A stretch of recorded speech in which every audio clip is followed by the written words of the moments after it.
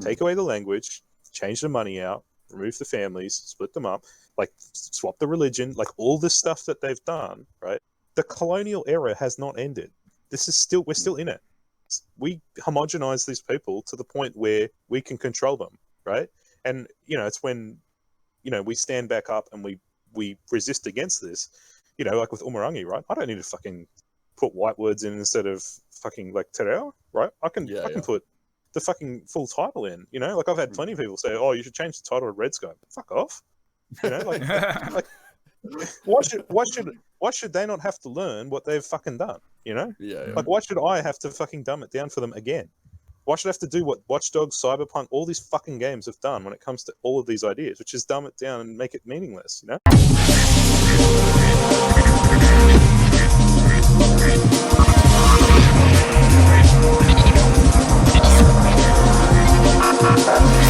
Hey everybody, this is I'm calling it decolonizing cyberpunk because today we have 3 separate indigenous devs, all from the Pacifica region, and we're all going to be talking a lot of smack. Well, we're going to be talking about cyberpunk generally, the genre and other things. You guys want to go ahead and introduce yourself? Yeah, you go first, Tim. All right, cool. Hey, how's it going? I am Tim, also known as Conquest of Dread whenever I do kind of like video stuff or whatever. But yeah, I have dabbled in game dev and all that kind of stuff, but I'm primarily just a person that talks a lot of shit online. So take my opinions with a grain of salt. But I grew up playing a lot of like cyberpunk games, reading a lot of cyberpunk literature, like everything from Neuromancer to Snow Crash all the way up to later kind of more contemporary stuff, and playing like tabletop RPGs like Shadowrun and Cyberpunk and stuff like that.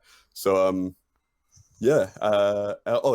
of course I'm here to talk about games, Cyberpunk and stuff, because I made a big thread online that caused a lot of drama. Got a lot of death threats my way from weird fanboys with like consumer identity problems, I'm gonna say. And that thread was about how in the character creation portion of the game, you are offered a whole bunch of tattoo options, and some of them are one in particular is appropriation of one of our traditional Maori tattoo designs, moko kowai, and a lot of people didn't like hearing that. A lot of people did like hearing all about it, but the gamers were mad. Yes. So kia ora, I'm Tai, or Ves, or Salikov, a guy that play that online. So my experience with cyberpunk stuff is like, especially this game, is like, when it got announced that, they're going to make a big budget AAA game, I was sort of there, like not like there, I was on the ground. No, I was like on the forums and the threads and whatever, and sort of that was where a lot of people introduced me to the ideas of cyberpunk stuff, and that was like through this lens. Obviously, there's like a video by Mr. B-Tongue, I believe, and it was like this idea of, hey, cyberpunk is these certain things. This is why it's going to be so good because they're talking about like what Mike Pondsmith says, and they've got Mike Pondsmith in it, the original guy. And, like the idea around that was, I think Mike Pondsmith said it. He recently made a post about like the protests and stuff like that, which sort of reinforces it. But it's that idea that like, essentially cyberpunk was like a genre where you sort of like take all the problems that you have now, accelerate them with technology, but don't solve them. So like, if there's, problems with, police violence, you don't solve the problem of police violence, you accelerate that and give them bazookas, right? Or something like that, right? Wait, that's just like real life. Yeah, exactly. So like, there was all that. And then obviously, like, as a stupid nerd online, like I eventually moved into game dev stuff, and I made Umurangi Generation, which it's done pretty well this year. And it's sort of like a cyberpunk where I wanted to be essentially capturing that idea, which was, what about if we did right now? And obviously, like, this is before COVID and everything, but it was like, what if we took a look at what neoliberalism sort of looks like now, where it's sort of like how it moves, and how it behaves around certain things, and sort of like accelerate that with technology, or accelerate that to where, you know, the I guess problem hasn't gone away at all. It's just gotten way worse, right? And so like I think you know, people responded quite well to that, because obviously that's kind of what Cyberpunk's supposed to be, where it's like you know, I guess a message for now, just sort of like kind of spelled out in a way. But I guess I should probably just do a disclaimer before we have any of this conversation. I've wrote this down. Just so I'm someone who made a game this year, which means I'm technically in direct competition with Cyberpunk. So you shouldn't take anything I say seriously, because I'm obviously it's all just spite, and I don't mean any of it. I'm just expressing these opinions. No, okay. So I've played this game, and I played it because I've actually played it at this point. I played probably about 20 hours. I don't know. I played it as an RPG, and we'll get into that. I made my character melee only, with the idea that they're like a street fighter going to Night City to like make it big. And I played on a PlayStation 4 Pro. Just if we're going to talk about performance and bugs and stuff, but probably get into that. And that's all. And obviously everyone knows who Spook is. If you want to introduce yourself for people who might be jumping in from us. Yeah. Really great for y'all to be here. I've talked to each one of you individually, but not both at the same time. So this is going to be really great. I am Silver Spook. Yeah, most people know who I am because this is my stream. I'm a Native Hawaiian activist, defender, Kiai of Mauna Kea here. Also, I was a STEM teacher, social worker for marginalized children, the poor inner city youth generally, where I'm from, which is Honolulu, Hawaii, which is a cyberpunk dystopia, which is very good at papering and PR airbrushing over itself. So that's what my game Neofeud is mostly about, and that's what a lot of my work. And I've made other games, Deus Ex Total Conversion, Terminus Machina, which also centers that same kind of struggle. And that's most people know what I do on the stream, so I'm not going to go too long on that. But yeah, so it's really it's really great for both of you to be here.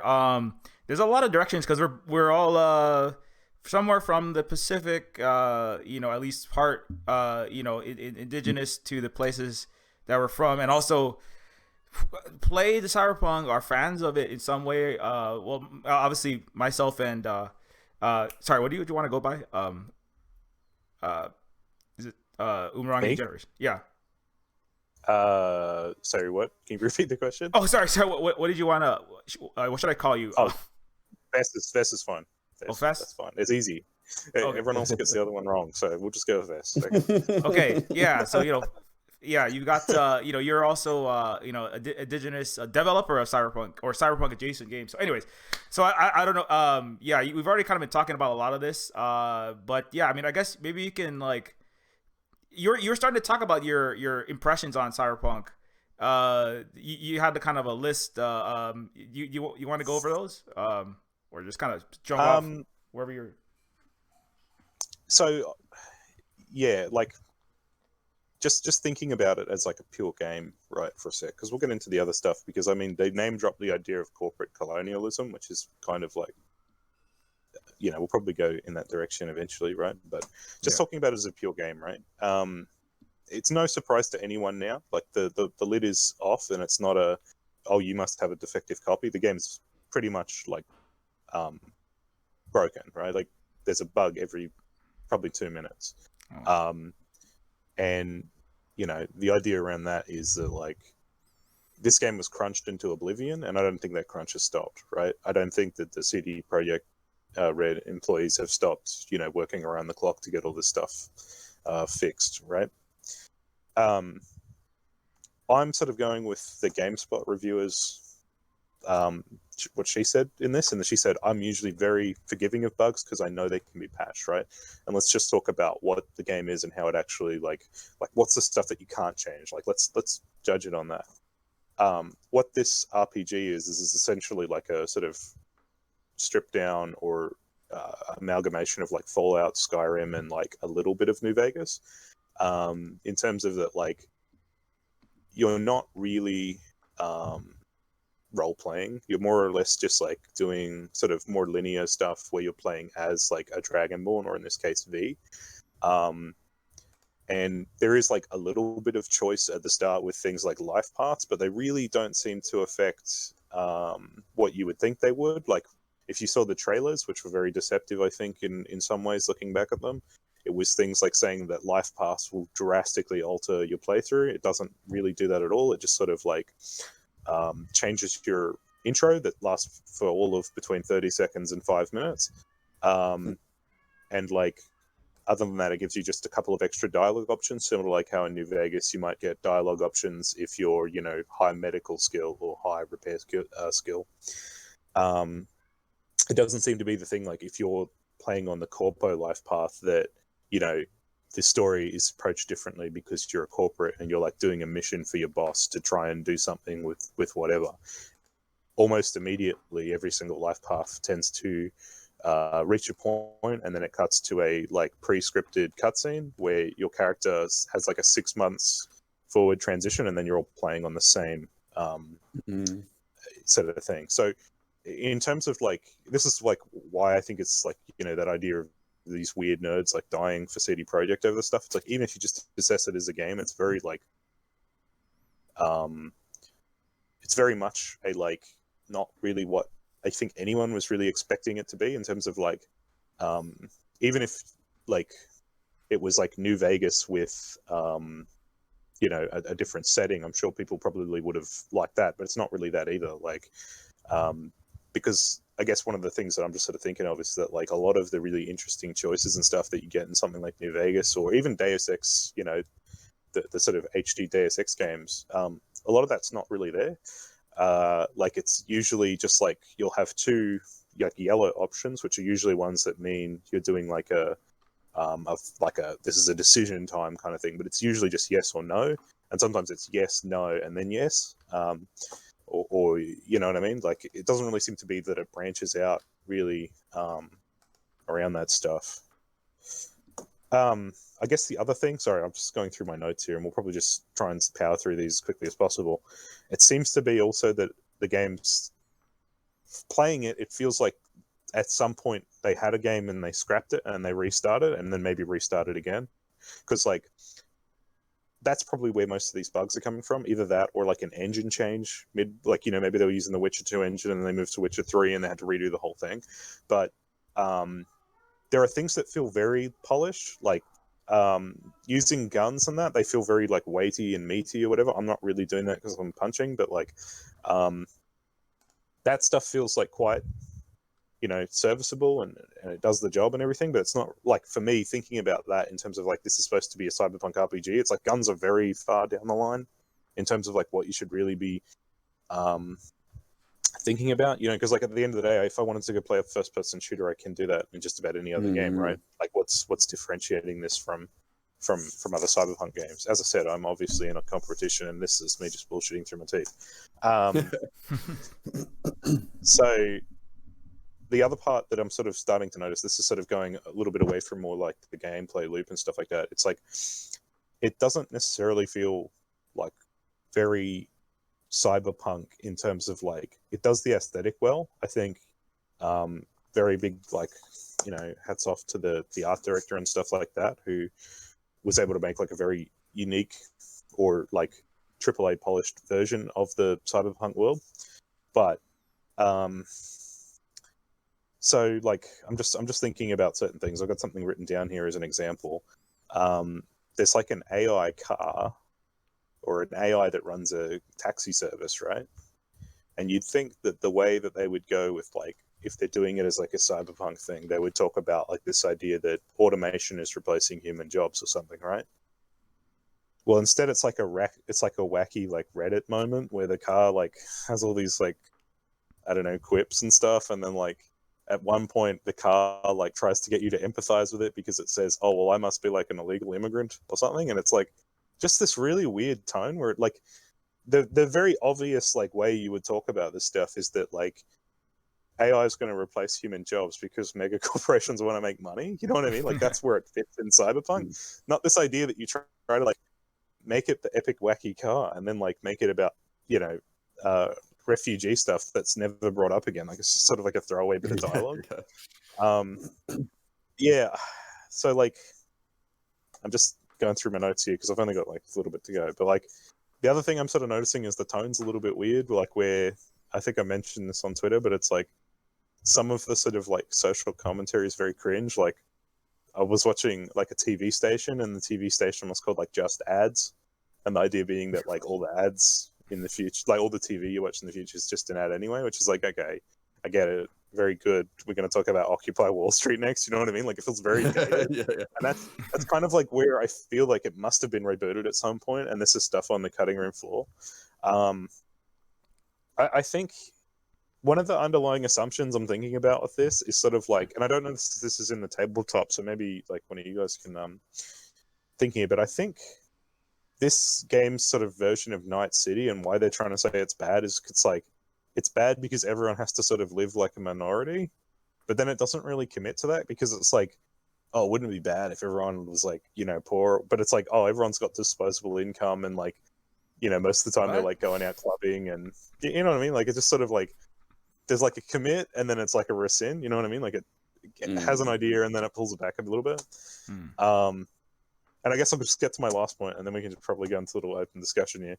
I was playing this game and streaming it to one of my friends who's like, he's just like a Chinese American person, and he was like getting really frustrated at like how Asian people were represented in it because like there's like parts where it's obviously someone doing what they think is like an Asian accent and it's bad. And then there's also like the bits where it's the story parts and you have like these Asian characters and literally all they talk about is like fucking honor and dragons and shit. And it's just like, no. you're just like, okay, right. Yeah. But yeah, like, and the bit that, sorry, the cherry on top for this, I wanted to get footage of it, but I think the game crashed as soon as this happened. That's another thing. It crashed like, I think it's crashed about 6 times for me now, which is like kind of, and they've all been different things. It's not like I'm replicating, you know, like a memory overload or anything. There was like a bit where I went to a shop and there was a person like I talked to an NPC and they were pretending to do an Asian accent and like joking about it. And I'm just like, yeah, you don't really get to do that when you're actually like doing it the whole time. You know what I mean? Like, yeah. It seems a little bit like for example, you know, there was a joke. I was watching one of my friends play it, and there's a bit early on where it's like, you know, a person jumps off a fucking skyscraper and kills himself in front of you. My friend jokes like, "Oh, was that a CDPR employee?" Like, it was, but it was like it kind of was this idea that it was like, "Oh, this person didn't want to work anymore." But it's like you don't get to do that when like you know what you've been doing in real life is like what the game's criticizing. Like, well, that's kind of what people have been complaining about with the trans representation, where they're saying like, okay, like you know, they're saying in universe, this depiction, like that famous poster that everyone's talking about, like this is a really bad representation. And then, you know, people are defending that by saying like this is a in universe depiction and it's supposed to be sleazy and it's supposed to be gross. But then there's nothing to show you that that's not like, you know, that seems to be the way that the game kind of represents trans people in general. So it's kind of like, where is the line between like this is the satire and this is actually just, you know, like what you guys are actually saying? That's like what you just said there is what I'm feeling.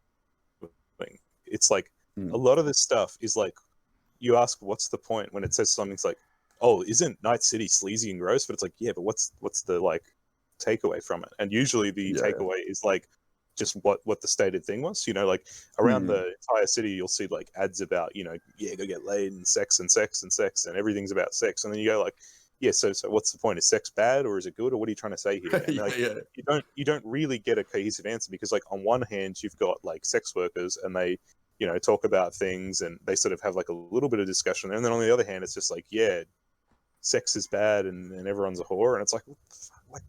I get that, like, if you were trying to say that it's this thing of like, you know, like, if you're trying to do the whole like, well, it's just a real space where like everyone has a different opinion, but it's like no one really has an opinion. It's just like this really weird binary around it. And like, I think, you know, what you're talking about there around like the like trans stuff. Like one of the things that I think is really telling is someone looked through the save code and there was 2 like things, and one was like body gender and mind gender, I think it was, and it's like that's not what people are talking about. You know, like if that's like kind of how people missed it, you know. But it feels like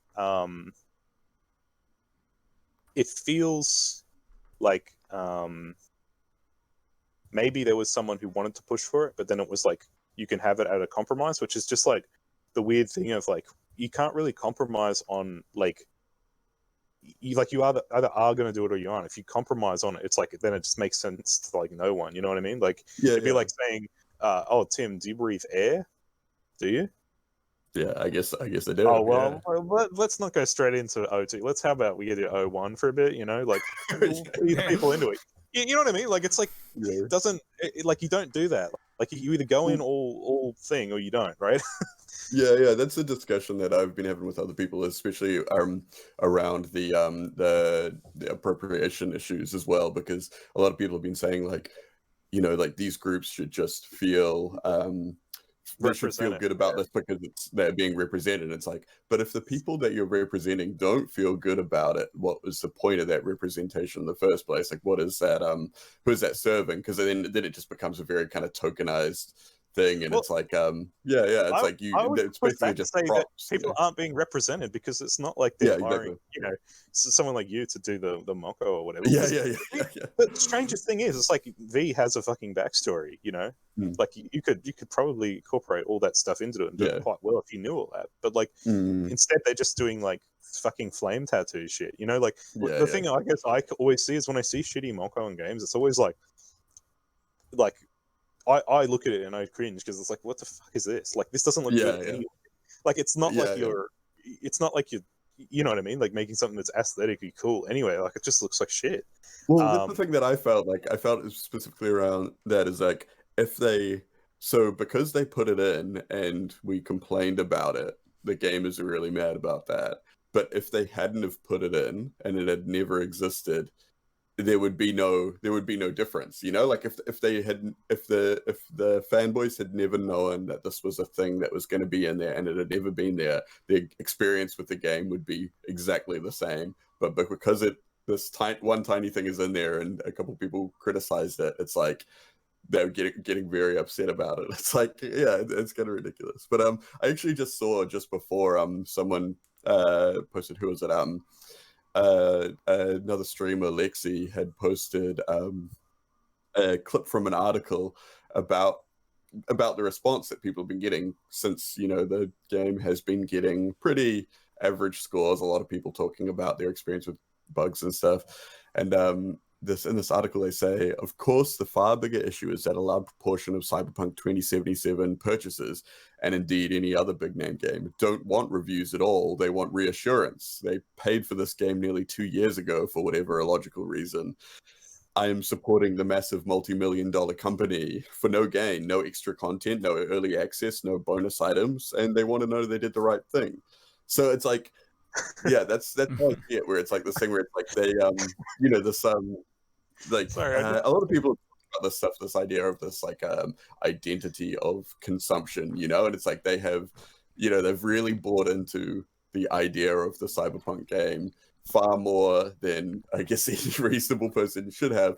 But these companies really kind of they're not responsible for the creation of I don't think they're entirely responsible for the creation of these kind of phenomenons, but they do really, it's like they put it in a greenhouse and they kind of nurture these shitty attitudes until they've got these weird foot soldiers that are going out on Twitter to feed them. I just find it so funny that in a game called Cyberpunk, you literally have like a Cyberpunk plotline happening in real life where it's like, well, that's what I said. Mega cool. It's like, what the fuck? Like, yeah, no, when I got the when I got the DMCA thing from CD Projekt Red, I was actually expecting like, you know, to check it and be like, is there like a little in-universe like letterhead or something like that? Is this is this an ARG? Am I like, you know? But no, it's not. And I feel like I'm getting the authentic Cyberpunk experience. Like I've said on Twitter, like I have been like, you know, I've had a multi-billion-dollar corporation use a dodgy mechanic that doesn't really apply, like this DMCA system that the law, yeah.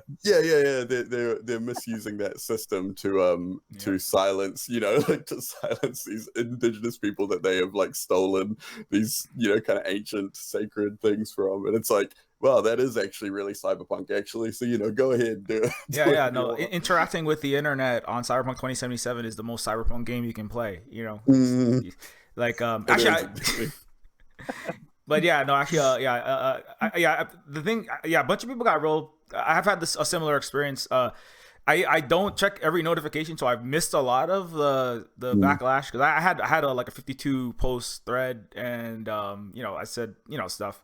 But it's like the paradox of cyberpunk present, where mega corporations ruin everything with kind of collapsing phase capitalism, is they also destroy the cyberpunk genre and everything that was good about it itself by diluting it to meaninglessness for dollars. And just fun, the CD Projekt Red has 2 billionaires that work out, maybe because of their like plethora of bugs. Even after 6 months of nonstop crunch for every single employee, they've still had a abysmal release. All the console people are livid, and their stock price crashed 30% yesterday. And but again, and then I had a bunch of pissed off CD Projekt acolytes and ultra fans come at me, and I was like, but I'm having trouble. I can't seem to shed tears for the 2 billionaires at CP2077 who lost a few million from a 30% stock plummet on egregious glitches, who still have like super freighters full of investor dollars, much of which has already been liquidated to buy mansions, private jets, yachts, whatever else they need. Let me see if I can brain mail the Black Clinic doc to upgrade my cyber tear ducts. My Weepomatic is all drepped up, chummer. You know what I'm saying? I can't cry for you while people are literally being evicted or homeless in an actual cyberpunk dystopia. Everybody's dying from a freaking pandemic of 9/11 per day. Well, you guys are anyway. So I could go on that for a long time. I saw something similar to that, where it was these cyberpunk like fanboys or whatever. They were like, good guys CDPR. They're actually going to give the team bonuses anyway. It's like because they didn't. What was it? So it's like they get these tokens given out for good performance, that's like, which is basically like this kind of company script sort of thing, and they hand those out during the year for good performance. And if at the end of the year, after the review season and all that kind of stuff, if the game has a Metacritic rating of over 90, then they can redeem those tokens that they're given for like bonuses or whatever, which is like just a fucking wild system anyway, that they have to kind of like maintain this Metacritic score and all this kind of stuff. And so they decided that regardless this year they would give the bonuses anyway. But it's just like these are people that it's like everyone's been reporting on the labor practices and how how fucked up it was and all this kind of stuff. It's like, man, just like this is like pennies afterwards, after you've already been like abusing these people for it's like years now.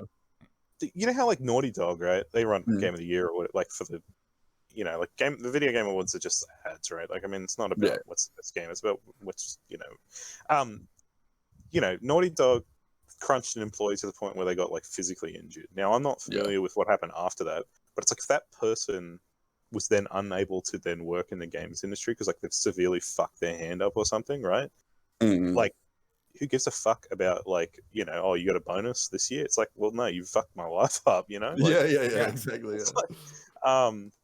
Like, I'm not gonna lie, like when I was working on Umurangi, it was like I did spend some days for us, powered on for like 20 hours and a whole day, right? But I was like self-imposed, and for me, it was feeling the good guts of it, right?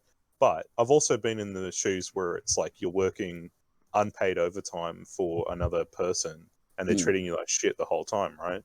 And like, I guess it's this thing. I think I said this a couple months ago, but like, we should really just start calling crunch what it actually is. It's just like unpaid overtime, and like, you know what I mean? Because like, I think that idea of crunch essentially like sort of like, I guess, makes it seem like it's this thing where, well, you crunching, or you know what I mean? Like, it's just like really dumbs down the whole like scumminess of it, because like I'm sure, I think it's much harder to defend this idea that you're getting forced to work unpaid overtime for 2 years than it is to say that like, oh well, you know, you do not have skin in the game or whatever, because like that's kind of what that.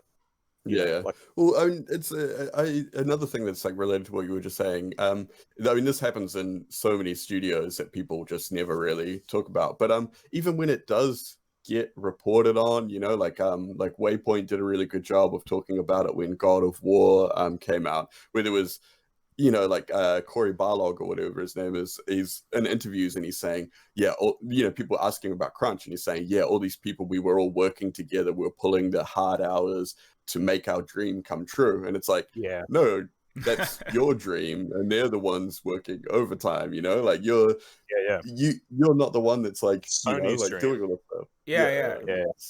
I just on the crunch, I was, you know, it's like you're working hard. Somebody said like we should replace like, you know, end everything with like for the yacht payments or billionaires, you know, or millionaires, you know. It's kind of like you're working hard to make the dreams come true of to pay for more yachts for billionaires, you know, or, you know, come on, we have to vote this way to, you know, I don't know. It's and like I was just talking to a friend this morning who I'm working on another game, the Terminus Machina sequel with, and he was saying like, yeah, like, I mean, literally he was just saying like, we're harkening back earlier how somebody's jumping off a building. It's in the Cyberpunk 2077 game, and he like literally had that happen in the middle of a really bad crunch period or series of months of unpaid overtime, and a guy like, you know, he had to like pull him back in from the window, and him and a bunch of his coworkers' hands were like bleeding because this guy had like been so overworked and he was so like downtrodden. He had a wife and a kid, but he was like, I can't go home and tell them that I can't cut it anymore. It was like one of those like really heartbreaking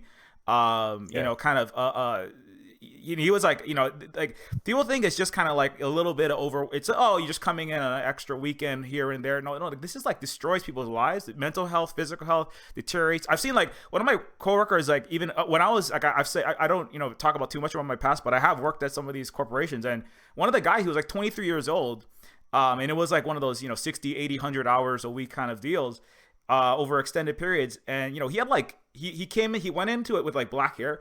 And like, you know, months in, he came out and he's got like salt and pepper, and then he's like, he's almost all gray at the age of 23. Right? It destroys your body. It destroys your relationships. People get divorced. They get alienated from their own families and children, and it's really destructive practice. And I just wanted to I want to say one more thing, because you brought up when you're like, I don't like to talk about like, you know, how much or how many hours I work on Neofeud or Neofeud 2 or any of my games, because and there's an important difference, right? And it's also it's an important difference between, you know, you might go, oh my goodness, I got to get this, you know, game mechanic done, or this point and click puzzle. I just want to finish this art. So I'm gonna go from I was started at 9, now it's like 9 in the night or something like that. But when it really matters. Like, it's not just it's like it's the exploitation of the labor that really matters. Like, if you work a little bit, you go over 8, you go 9, 10 hours one day, and you go, okay, well, I'm going to take a break on Saturday. I'm going to spend time with my family. I'm going to have, you know, a little, I'm going to take a walk in the park, or, I mean, be careful now because it's COVID, but, you know, but the thing is, if you are working a little bit harder one week, but you the labor value is like, you know, if you're just a one person dev like myself, right? That's what I talk about. It's like the Silver Spook Games is a worker cooperative, myself and Holly. So anything that if I work hard, if I work like, you know, 50 hours one week or 60, I don't talk about that, because I don't want to encourage a culture of being a passionate gamer. Is a real gamer works, you know, 24, 23 hours a day or some, you know, it's just bad for the culture in a wider, you know, industry that is rife with exploiting this kind of lack of education and lack of class and economics consciousness of the tech and game development community. You got a lot of young, bright-eyed people, and then if I'm a manager, I'm a CEO, I'm going to take advantage of all of these little people. They literally teach you to do that in PowerPoints in management school. So I don't say how hard I work, but if you are working and people are getting, nobody is working 10, 12 hours for somebody else and losing. I mean, they should be there should be more unionization and more unions and more equitable ways to distribute the value of the artists creating their art, the programmers, the musicians, and etc. And so the difference between, but what a crunch is what's really bad about it is because it's bad enough that you're already working and you're like a lot of the money that you're making is not enough. I was reading even on Witcher, like there was employees at CD Projekt who were like, we were making minimum wage and like I had a hard time affording even apartments even outside of the city, in Poland, right? And it's like that's bad enough, but then you're on top of that, it's just like another level of egregious exploitation of the labor. So and so not to say that every indie game studio is like all perfect necessarily, and there's different levels of egregiousness, but it really matters like if you are working extra, if you're working and being exploited, that's one thing, and working like way overtime to the point where you're damaging your mental health, your physical health, and your relationships for somebody else's millions and billions that they don't even need. These people have more money they could ever spend already. Again, 2 billionaires, and you go to EA, you go to any of these huge studios, and it's just another level of egregiousness, along a spectrum of just really exploitative, terrible practices. Anyway. Yeah, and I think it's like they definitely play up that whole angle. This is your dream, like you want to work in games, you want to make games, you want to make art, all that kind of thing. It's like people, like that's how they kind of sell it to people. Like people will do things in these kind of more creative careers or careers associated with their hobbies than they would in other jobs, because they're like, oh, I want to be the one that's like the art director one day. I want to do this, I want to do that. And it's and it is it's super manipulative. But also the I mean, this is like kind of like, I guess maybe content warning for the next kind of stuff with like suicide and stuff, because it's pretty hard out. But there's a famous case with, I think it was Foxconn, who are the component manufacturer that make like everything for computers and stuff like that. And they in their factory, the conditions were so bad that the staff literally staged a suicide strike, where they went up to the roof of the building, and they were just like, if conditions don't improve, we've got no reason to kind of carry on, And so the bosses called them down. They're like, okay, come down, we'll have a discussion. Got them down, and then got them into a meeting, kind of didn't really commit to anything, let them go. And then when they went back to work, they saw that there was a bunch of suicide nets installed around the side of the building. So it's kind of like this thing where it's like, yeah. I mean, that's like fucking heavy shit, I mean, that's extremely cyberpunk, and that's what's happening right now. But that exists in the like that's on the hardware side of things. So it's not just like creating and programming and things like that. Like these kind of attitudes permeate every level of like kind of production and everything like that. And I think it's important for people to make that connection as well, like yeah, I mean, it's like, like the whole, like the meme that, the Zizek thing about there is no ethical consumption under capitalism. It's like, that's the thing, right? Like, it's like we have to be talking about every level of this kind of stuff. So one thing I was just thinking about then, right? Before I did game stuff, I worked kind of like in apps or the app space. Mm-hmm. So a lot of like, things you would sort of read about or look about was like about Silicon Valley app companies and how they did it and blah blah blah, right? Mm-hmm. There's a really famous story. I think his name was Dan Lyons. I can't remember if I think his last name was Lyons, but it was a guy I think who used to work for Newsweek, and when Newsweek went under, he said, well, I've been following all these crazy tech startups and how awesome they are, and everyone's got a ping pong set up in their office and everything. Oh yeah. Why don't I go work? I'll go work for one of those, right? And so he goes to, I think it's HubSpot, and HubSpot has, they've got the lolly machines everywhere. They've got the, ping pong, and he gets there and then he sees that all of the staff are like clinically depressed and like hate their job. And it's because like the corporate culture in those places, it's not progressive. It is what working conditions were like in like the 1900s. What it actually is that all of these people who are told, you're the best, and, you're going to do so great under HubSpot, and we're going to do this. They don't even call it getting fired. They get it calling you getting a rock star promotion to a new company, right? Like they don't even, it's amazing.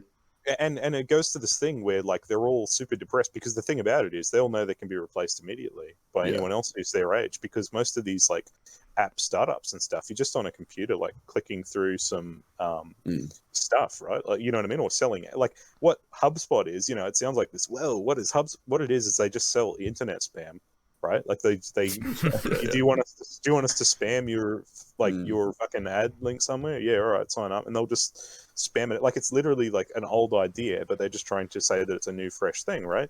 And what that ends up being is that like these all these new tech companies, like this is another thing why I'm kind of like not really like, you know, oh yeah, okay, cyberpunk, whatever, but it's like the like evil mega corporation today doesn't look like the one from the 80s where people are like doing jitsu and shit. It's it's like Mark Zuckerberg's and shit, right? Like Spook can probably attest to this. They probably have like, they go to Hawaii to just like blow their fucking millions, right? Or places like that. And it's like, when they're not doing that, what they're doing is they're just fucking their employees over to the point where the employees are like either don't want to work for them, or they like, I don't know, get conditioned to, like Google, you know, Google, right? Google owns like most fucking DARPA projects now. You know what I mean? Like they're the only ones who can fund them, right? You remember the robot dog and Atlas and all that shit? That used to be a DARPA, like a government thing, and Google just bought them, right? Because they can, right? And it's this thing where it's like, you know, I think in the future we're going to see a war, right, where America's going to drag the rest of us into it, right? Spook, come on, no. You know what I mean? America's going to drag Australia and New Zealand and everywhere else into another fucking war. And at some point, I think they're going to have a drone that's been made by Google that's going to be killing people, right? Like bombing, or maybe an AI, or maybe like it uses fucking Android. Because the thing that I know is that bomb defusal robots now in the military, they use a fucking Xbox controller. It's way easier to get you know, transition young people onto, you know, this thing, and very much also like like, you know, like I can't remember what it, but it's like, you know, when the you know, Nazi soldier at the camp writes home to his wife, he says, "Oh, I've got a really sore shoulder." He doesn't mention, you know, "Oh, I have a really sore shoulder because I've been shooting people all day." It's like completely de-identified from what he's actually doing, right? And I think that to me is why I'm always like, when I've been playing the Cyberpunk game, I've just been so like, I guess this has nothing to say about corporate culture, because corporate culture has changed, and this is not really adapted to it, you know. It's well, there's a place that not far from where I work, a New Zealand company called Rocket Lab, that kind of started out being this whole thing like, we're a New Zealand company and we're going to put stuff into space and we're all really happy and we're going to make satellites and we're going to do all this stuff. And then now it's like they just have all these American military contracts and do all this kind of stuff. And we've had people come into work. Like there was this woman that came and got tattooed a while back who was literally an arms dealer. And so one of the guys was tattooing her, and she's like this this young woman, really friendly, kind of bubbly personality and stuff.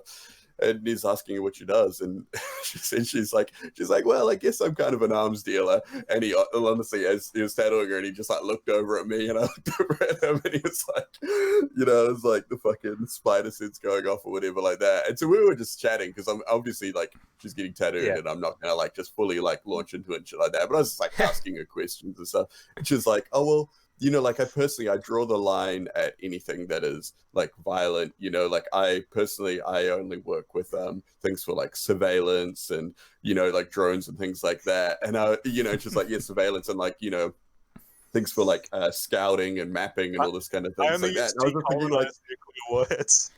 I only bomb it's like solar powered tomahawks. Only solar tomahawk missiles. Yeah, but it's wild, because it's like, man, like, what do you think? Like, what do you think they're like? What do you think these devices are mapping for? What do you think they're doing reconnaissance for? You know, it's like, and what is your definition of violence? Like, you know, like I think all of those things can be violent acts. You know, but yeah, and it's just wild, because it's like, no, these are like, you're not looking for like this kind of like you know, this Tony Stark kind of at the beginning of Iron Man, like this guy in the sunglasses and the suit and all this kind of stuff. It's just like, These are just people that probably work online, very normal looking people, and to them it's like they don't see the kind of fruit of their labor. They just see like, you know, like they just see the numbers on the screen. And like the idea in the past was that there would be these you know, these evil figureheads of these corporations. And I mean, you get that in things like Shadowrun and like Cyberpunk and Deus Ex and all this kind of thing, where it's like, you know, often there is like this evil CEO, or in Shadowrun, it'll be like, you know, this dragon that is like the secret fucking, you know, like CEO of this company or whatever, which I think is like, an interesting thing. Yeah, I think it's like interesting, like sitting on this like hoard of gold, but it's like this hoard of capital. But you know, but I just love the idea that it's like, oh yeah, people just trust a dragon, like, you know, people. And it's like, yeah, people. I think I saw something where it's like, oh yeah, the dragon's running for president now, and it's like everyone's it's like, yeah, no. But then it's like the reality is these days, like these decisions aren't made by a single person, and like there is no person that is like, you know, there is no evil emperor or whatever like that. It's decisions made around a boardroom where all they're looking at is they're like, okay, if we make this decision, this percentage goes up slightly, and that's it. And it's just like millions and millions of these little interactions over and over again, and it's to them, you know, that little percentage going up is, you know, more like that suits their interests more than, you know, like whether or not their employees get paid time off, or, you know, like whose land they're taking over or anything like that. You know, it's like a friend of mine was describing it almost as like a computer that is, you know, like all these little logic gates or whatever like that. And it's like, so these corporations kind of like function in a similar way to like a rudimentary AI or something like that, you know, where it's like just thousands and thousands of little, or millions of these little kind of like logic gates or whatever like that lead to becoming an evil entity that is greater than any one of its little parts, you know. Yeah, speaking of like little parts, one of my fellow developers was saying, like, he's like, I've done a lot of things for a variety of entities, you know, military, non-military, cutouts, and the trick, like, you know, you're saying like where you have this kind of like, you know, kind of like Gestalt, like AI, like Skynet crossed with Hell, crossed with Shodan.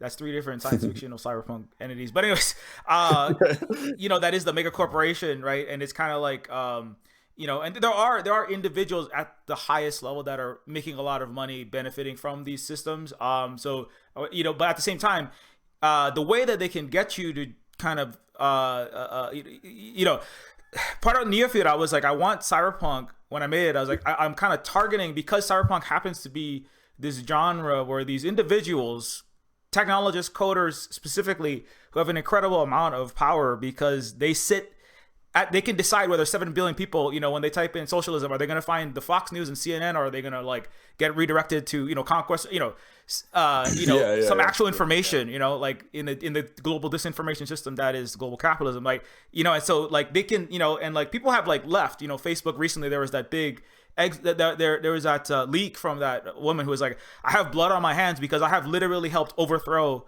democracies in South America, Central America, Asia.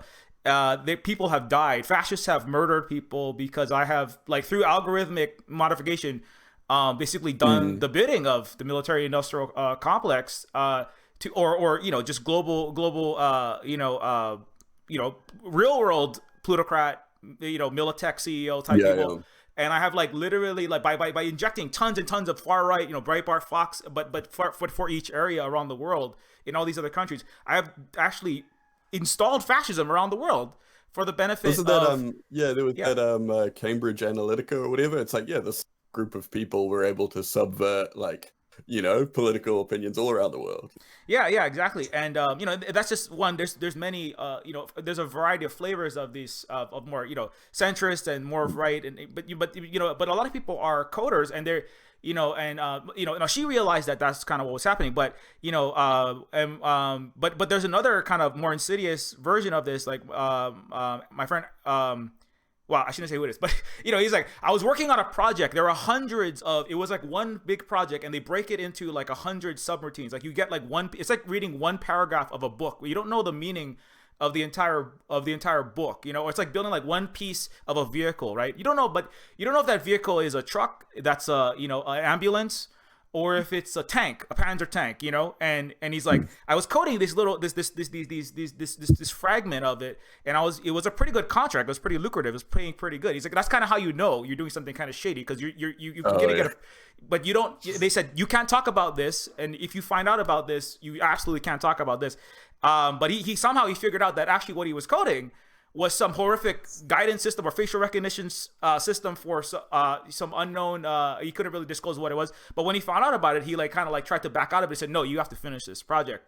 Because, you know, but the thing is, you could have a lot of people who have like even good intentions. Maybe they'd be like, I'm actually an anti-war coder. I'm actually like, I don't want to hurt people. Yeah. I'm anti-fascism. But because they break it into these kind of like little compartmentalized chunks, you're like in a little cell. You don't know what you're making, so you feel, oh well. I mean, I don't know what it is. It's just you know, it's just a business management software. Or maybe I'm making an ambulance, right? But no, you're not making an ambulance. You're making a freaking like fully automated Skynet. Oh, I'm sorry, the real world version of that's a Predator or Reaper drone. But anyway, you know, so like, but that's so, and then, but at the same time, there are people that have like made decisions. That's why I kind of like targeted like the game is like trying to target those people who like maybe have been on the fence, you know, about what they're doing at these mega corporations. You know, I've had Amazon and Google employees say like, you know, I played this game and I really thought about like the structure. I mean, I used to kind of believe that Silicon Valley entrepreneurs and Silicon Valley businesses, we're gonna innovate our way with this kind of like pure teal anarcho. You know, Elon Musk can like save the world because he'll cure cancer. We're smashing the system, Spook. We're breaking all the rules. We're breaking the rules. Move fast and break stuff, like the entire ecology of Earth. How about that? Like. But anyway, so much. But a lot of people, or at least some of the technologists, you know, when they, you know, can, you know, like there was that big incident where like, you know, hundreds of Google employees, when they said we don't want to work on, you know, these AI systems for the military, and then there was a bunch of them left, like hundreds of them signed the petition. Amazon has also had this, you know, and all the tech companies just come out recently that, you know, the U.S. The highest players in the real world militech are like giving billions to Amazon, Google, Facebook, you know, every one of the big tech companies. And so, you know, it's it is a hard fight. But I feel like in a weird way, it's like those people that are most they're at the level of levers of power, because a lot of people that are making these decisions, like the CEOs and the executives, like I've worked for, you're bringing Hawaii. In Hawaii, the Hawaii, you know, like when the president of Australia, you know, when he's not busy burning like 500 million wallabies and you know, kangaroos because of climate change, when he's throwing his, you know, we gotta use coal, everybody. He comes to Hawaii. He does come to Hawaii. He stays in Waikiki, and parties it up with, you know, Jeff Bezos and Oprah, who owns like, you know, half of, you know, huge swaths of Maui. And, you know, while Maui was burning, she had to let the road open up. Larry Ellison is, you know, the fifth richest person on the face of planet Earth, CEO of Oracle, owns all of Lanai. And these people, they come here. I know them. I've like had the displeasure of like being close to some of them, and that's part of Neofeud, is being like half a mile from a billionaire's mansion while I'm living in the freaking ghettos, you know, working full time, living in a Mazda Tribute, eating spoonfuls of peanut butter, like I often talk about. And they do not understand coding. They don't understand tech. Most of these, you know, the tech guys are like $200,000, maybe $500,000, you know, maybe millionaire. But I mean, the people who are very good and the people who have the power through their coding. Now, they don't have economic power to like have an entire company, but they have a lot of power if they collectively choose to, well, I mean, you know, in whatever way they can work on, you know, other software, you know, try to formulate new ways of doing things, more new ways of making games, and also making other types of tech, and also resisting within their corporations, governments, nonprofits, which are just, you know, for-profit money laundering schemes and tax deductible write-offs to fucking pay off senators and other politicians while pretending like you're good. That coming back, and I'll stop after this. You know, coming back to kind of like the modern corporation, you know, is a huggable, chibi, you know, yoga doing arms dealer. You know, they don't walk around with these like severe, you know, I mean, maybe some of them still have A-line haircuts, I guess. Those are still popular amongst the Karens, you know. but it doesn't, the big aesthetic of cyberpunk, and like this is what evil corporations look like, is, you know, and I'll end with this, like, you know, CB 2077 is directionless dad rock with a thick candy coating of superficial neon mohawks, shiny cyborg parts, and other 80s retro future mega corporation stuff, scrubbed of meaning. Cyberpunk scrubbed of meaning and politics strewn together as a billionaire private jet payment scam, and like Ready Player One, like kind of weapon of mass destruction. Weapon of mass distraction, while everybody has to stream it because it's the most relevant thing to make their insolent rant with Twitch subs until total neo-feudal collapse under mass eviction, pandemic, and civil war. Anyway, that's a lot to take in. Can I say something? I'll stop talking. Just what you said there is so fucking true about this whole game. It is like a fantasy idea of what anything would be. Like, playing it, it is abundantly clear that they have just like swapped out what they think a cyberpunk thing is with just like fantasy shit that would never fucking happen, right? Like, one of the things which for me just made me go like, what the fuck are they going for with this? Was like, there's a gang in the game called the Moxers, right? And what they are is they're like prostitutes by day, gang members by night kind of thing. And, you know, the idea is that they're like, you know, we've got our baseball bats and, you know, they're all very like, you know, smart about a lot of stuff. But it's like, that would never fucking happen, even if you had this super thing. Because, like, most of the time, like, you know, when people have like put in these sort of like, I guess, power abusive situations, like, I'm not talking about sex work, I'm talking about like, you know, a pimp and you know, like people scraping money off the top and things like that. That's someone who's like at the fucking end of their rope. It's not someone who's like, yeah, I'm a fucking badass, like gangster, whatever thing, right? And like, not just that, but like all this other stuff in the game where it's like the corporations sort of like evil motives always have just like this stupid like Saturday morning cartoon thing.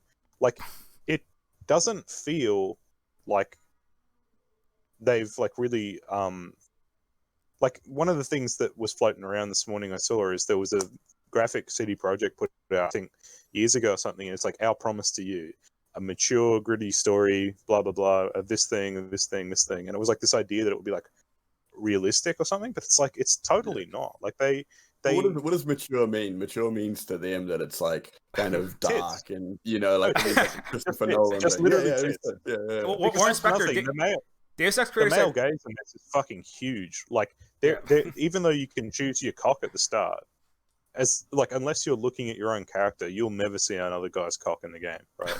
Whereas like, I've played 20 hours. Oh shit, that's my computer screen off. I think I just fucked my computer. Hang on. Oh no. All right. You gonna turn it back on? No. I think I just fucked my graphics card. Let's try something. Oh, no. Yeah. No. Like, it's this kind of thing where, yeah, I'm gonna probably have to reset or just sit here, kind of thing. Can you hear me? Yeah. I can hear you. you. Yeah, we can hear you. It's fine. All right. Well, I don't know. I don't know if you can still Just see me. the last frame that is stuck up is just you slamming your hand up. Oh, there we go. You're back. Yeah. I'm back. Hang on. Yeah. There we It go. was just you slamming your hand down like blur. No. But that's another thing though. Like, this is literally the same shit we've seen for the last 20 years. Like, you go to any, you know, red light area, and it's all like tits and ass, but no like male genital, like, because it's this thing, and obviously what you're talking about earlier around like the fetishization of like trans people and stuff. Yeah. It's this very like, this is not what like mature means. This is like a teenager's understanding of what mature means or adult means. You know what I mean? And like, it is this you know, like, it's this thing where you look at it and like, so The Witcher 1 to 3 came out, right?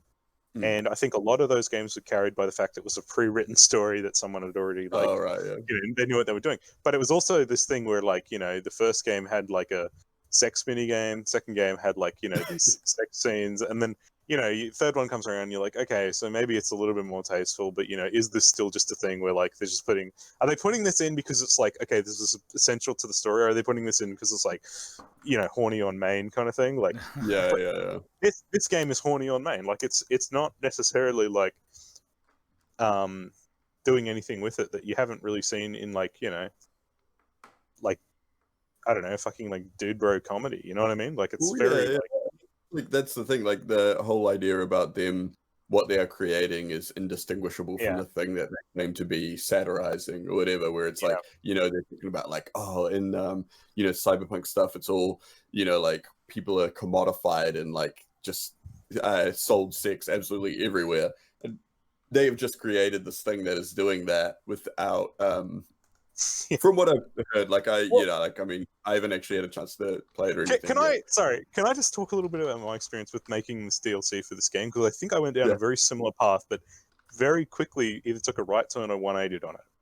Without spoiling much, the DLC is kind of about fascism, right? And what I wanted to do was put posters in the game that would be like, this is what this fascist world probably believes about, has certain assumptions about. So it's all things like, do it for your ancestors, right? And it's all, like British World War One soldiers, right? Because it's they're not talking about it from like a typical like other way. They're talking about it from that weird, you're a Greek god or some shit, right? Like the very reactionary, like kind of fascism kind of thing. Yeah. Oh, I mean, I literally took a quote from Jordan Peterson and rejigged it and put it on. It fit pretty well. No, but so like, one of the things I found is that when I was making these posters, I started to realize, hang on, I'm literally just making fascist propaganda here. I'm going through like the steps. I'm like, what am I actually trying to say?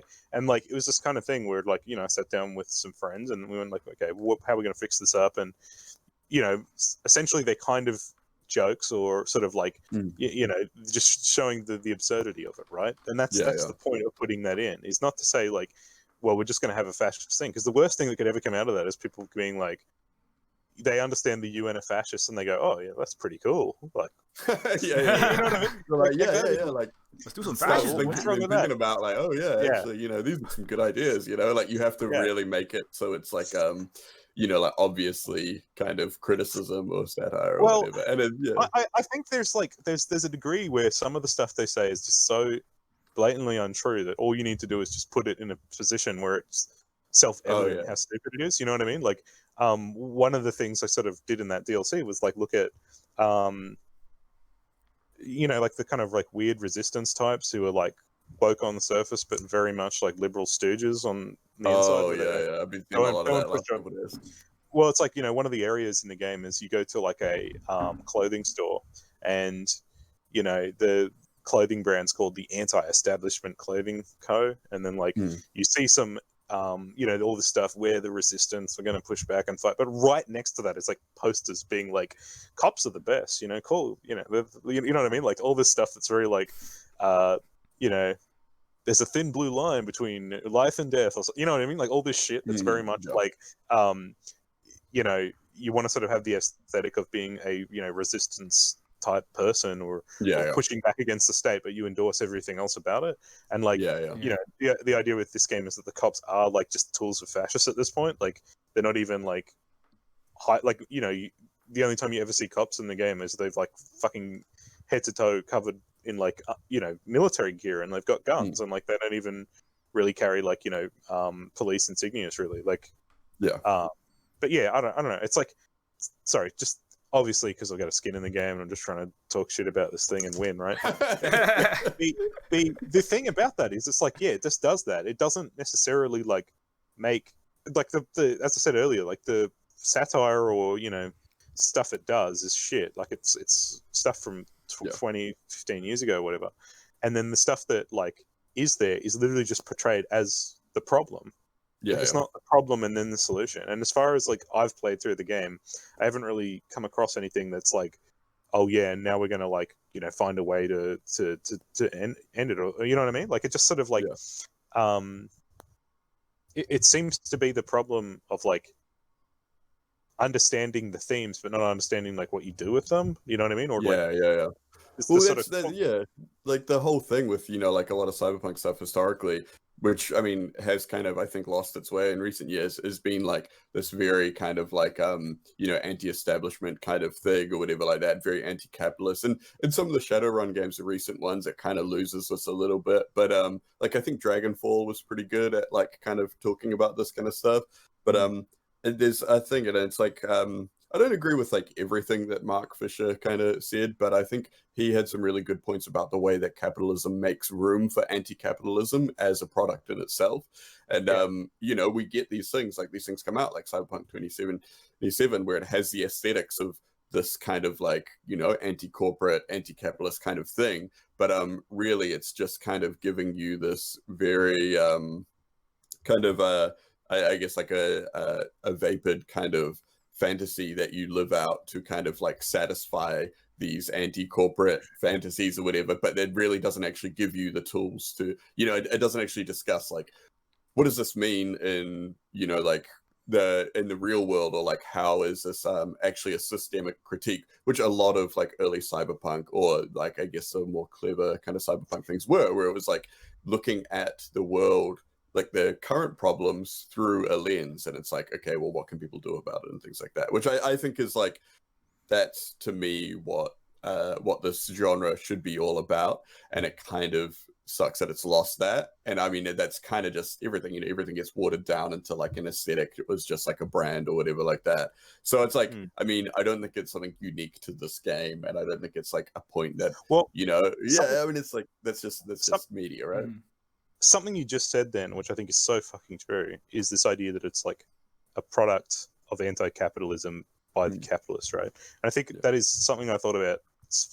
Like I put it in the game, obviously, but like there's a bit which I've noticed, and that is that all these games that propose these radical or anarchy or just mainly leftist ideas, it's all stuff from the 20th century that's been whitewashed to fuck. Like, you know what I mean? Like David Cage's Robot game, where it's like, oh, it's the civil rights, but all of the grey taken out. Oh, and you just march down the street and then racism solved forever, or like you know what I mean? And it's like that is so true what you're saying there about this idea that like these games are constructed usually with this idea that stuff from 70 years ago is going to like still work against this like fascist regime that's sort of like grown and adapted to this over time. Like we've seen people try to do marching down the street. What happens? Well, the media smears it. The fascist agitators rock up and they bash the shit out of them and they get charged with anything. The cops come out and they roll out in riot gear. You know what I mean? It's obvious that this thing has adapted beyond 70 years ago, and that's not to say that didn't happen 70 years ago, but when we see like this stuff, especially when it's portrayed in games, it is completely neutered to the point where like I guess this is another thing I'm finding with this cyberpunk game is and it happened with the David Cage game too, but it was all of the figureheads or whatever that you would see in these leftist movements that are mainly like POC movements. They've replaced all those characters with white people, right? Oh, yeah. You know what I mean? Like the Martin Luther King, he's been replaced, and it's the same I think with this cyberpunk game. Like, not to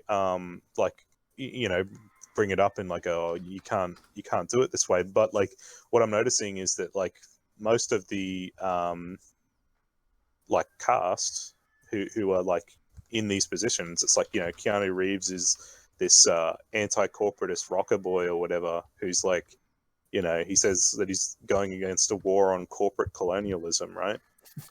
But it's like I think you ask him at some point and he's like, oh, how did you start? Oh, I had all this money, or you know what I mean, like I had all this privilege to begin with. And it's like, well, like not to not to talk shit about people who stand up for that, because that's good, but the majority it is. Most of the time that's not the case. Most of the time people are happy just sitting by, letting it go, especially like if you're in that extreme position of privilege, like you don't want to rock the boat. And like if if most of these movements are led by like poor working class people, and it's like it's kind of shitty like to like there is that narrative that you get it a lot, and it's like everything that's from like Batman and the Green Arrow and all these things where it's like, okay, these poor working class people are just the victims of the system or whatever like that, and the only person that can save them is this like like this billionaire that is exceptional circumstances or whatever like that, when it's like in reality like like a lot of the time it's it's like these poor people, working class people that band together and work collectively to better their conditions. Che Guevara imagery, right? Like we always see that in terms of people saying they're going to stand up and like we all know the story about how that famous image of Che Guevara was originally not copyrighted, and the guy eventually copyrighted it so that he could make money to like fund hospitals and shit because everyone was just hawking it on the street or whatever. But like, I think the thing that really, I guess this might put me on a watch list or something, but like the thing that kind of really pisses me off is that like when you have things like Che Guevara and like all that stuff that happened down in Cuba, the thing that happens immediately is the like, I guess, washing away of the sort of like sacrifice that those guys did in terms of like getting blood on their hands for like cause of, you know, liberating people, which, you know, you talk to any fucking right winger today about Che Guevara and the first thing they bring up is a kill count, right? Or a body count under social or some shit like that. You know, there's never really the discussion of like, well, these guys kind of knew that that was going to be the case, and they did it because things were, you know, pretty much abject slavery in a lot of ways. Like, look at the and even like actually the like Che's death count is like something that is like is actually pretty ridiculous. A lot of it is just like, I mean, it's like all the numbers come back to this. I think they call the Cuba Institute, and it's like this kind of like this American right-wing institute run by like, you know, like Gusano and their descendants, like, you know, the people like the rich white people that fled Cuba because they were being persecuted by facing the consequences of their actions. And and it's like, when you actually look at it, I think there's the YouTuber Bad Empanada does a really thorough kind of exhaustive thing and goes through and like looks at it, and it's like all these things that were supposedly murders and all this kind of stuff, and it's like, it's not really, you know, like it's not really how it happened. You know, there was like a lot of it was like an active, I guess, kind of war, and then there's other things where it's like, okay, these people were executed after a trial and all this kind of stuff, but they're like, you know, it's the same as like the Nuremberg trials or something like that after World War II. So there's a there's a lot of weird shit even like that. Example like Ho Chi Minh, right? Like in Australia, because Australia went to war with Vietnam, right? Followed America. I think New Zealand did too. You know, like Ho Chi Minh is seen as the fucking devil, right? But like, it was only like a few years ago that I watched like the full Ken Burns documentary where it talks about like, yeah, this dude was funded by the US, and like, you know, his main thing was about like, before that liberation of Vietnam by the Vietnamese, it was like the French had them under, you know, colonial slavery, you know, and like, you know, it's this whole thing. It's like, no shit, the young people then didn't, like, they were willing to give their lives up for it because there's no turning back from this, you know, like, you're going back to like slavery, you know, like it was slavery under the French. And like, you know, I feel that these games that come out usually where they portray this stuff, they take all of that away and just say, oh no, Ho Chi Minh was a bad guy with bad ideas, you know, or the equivalent that they put in their game. Because like, one thing that you always notice is that when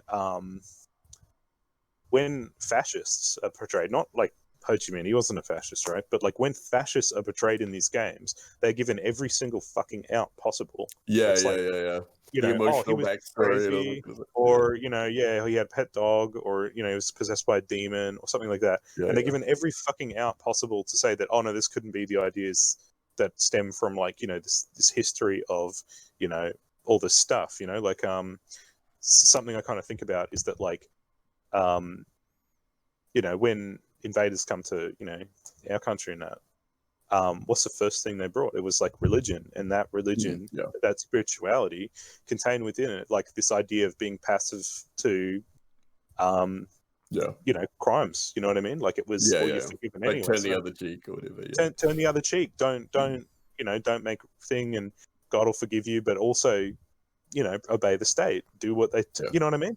It's all. Well, that's like that's actually an old thing, right? Like that's like there's, you know, a lot of biblical historians and stuff have like tracked the spreading of Christianity through the Roman Empire, and have like you know, they're like, was this just like this kind of psyop to get people to embrace passive resistance? You know, it's like what we see these days with the kind of the deification of these you know, like famous revolutionaries, like you know, like Gandhi and MLK and stuff, where they kind of strip them of their more radical nature and kind of make out like, oh, these people were just these like non-violent people, and like, look what they did, they changed the world just through non-violence. And then they actually, you know, they ignore the whole other side of things, and they ignore like a lot of the actual kind of like real good work and organizing, and they just make it like, oh, this person did like a sit-in, and then like, you know, the tank stopped and the police, you know, all had flowers in their guns and all this kind of bullshit. Well, it's like there was that recent Aaron Sorkin movie where he like rewrote the idea of the Chicago 8, or was it 8 or 7? That Chicago sounds like 7. hell to me. He rewrote it to be this idea that like he's rewriting history from that weird lefty liberal perspective, where the idea is that, you know, everyone there wasn't like, this is a total fucking farce or whatever, and that like you know what I mean? Like, he wrote it as if like the good lefty was like, you know, because he has the version of the good lefty who just wants to sit down and talk about ideas, and then he has the, you know, evil hippie who believes communism's awesome or whatever. And it's like, you know what I mean? Like, it's just, I honestly think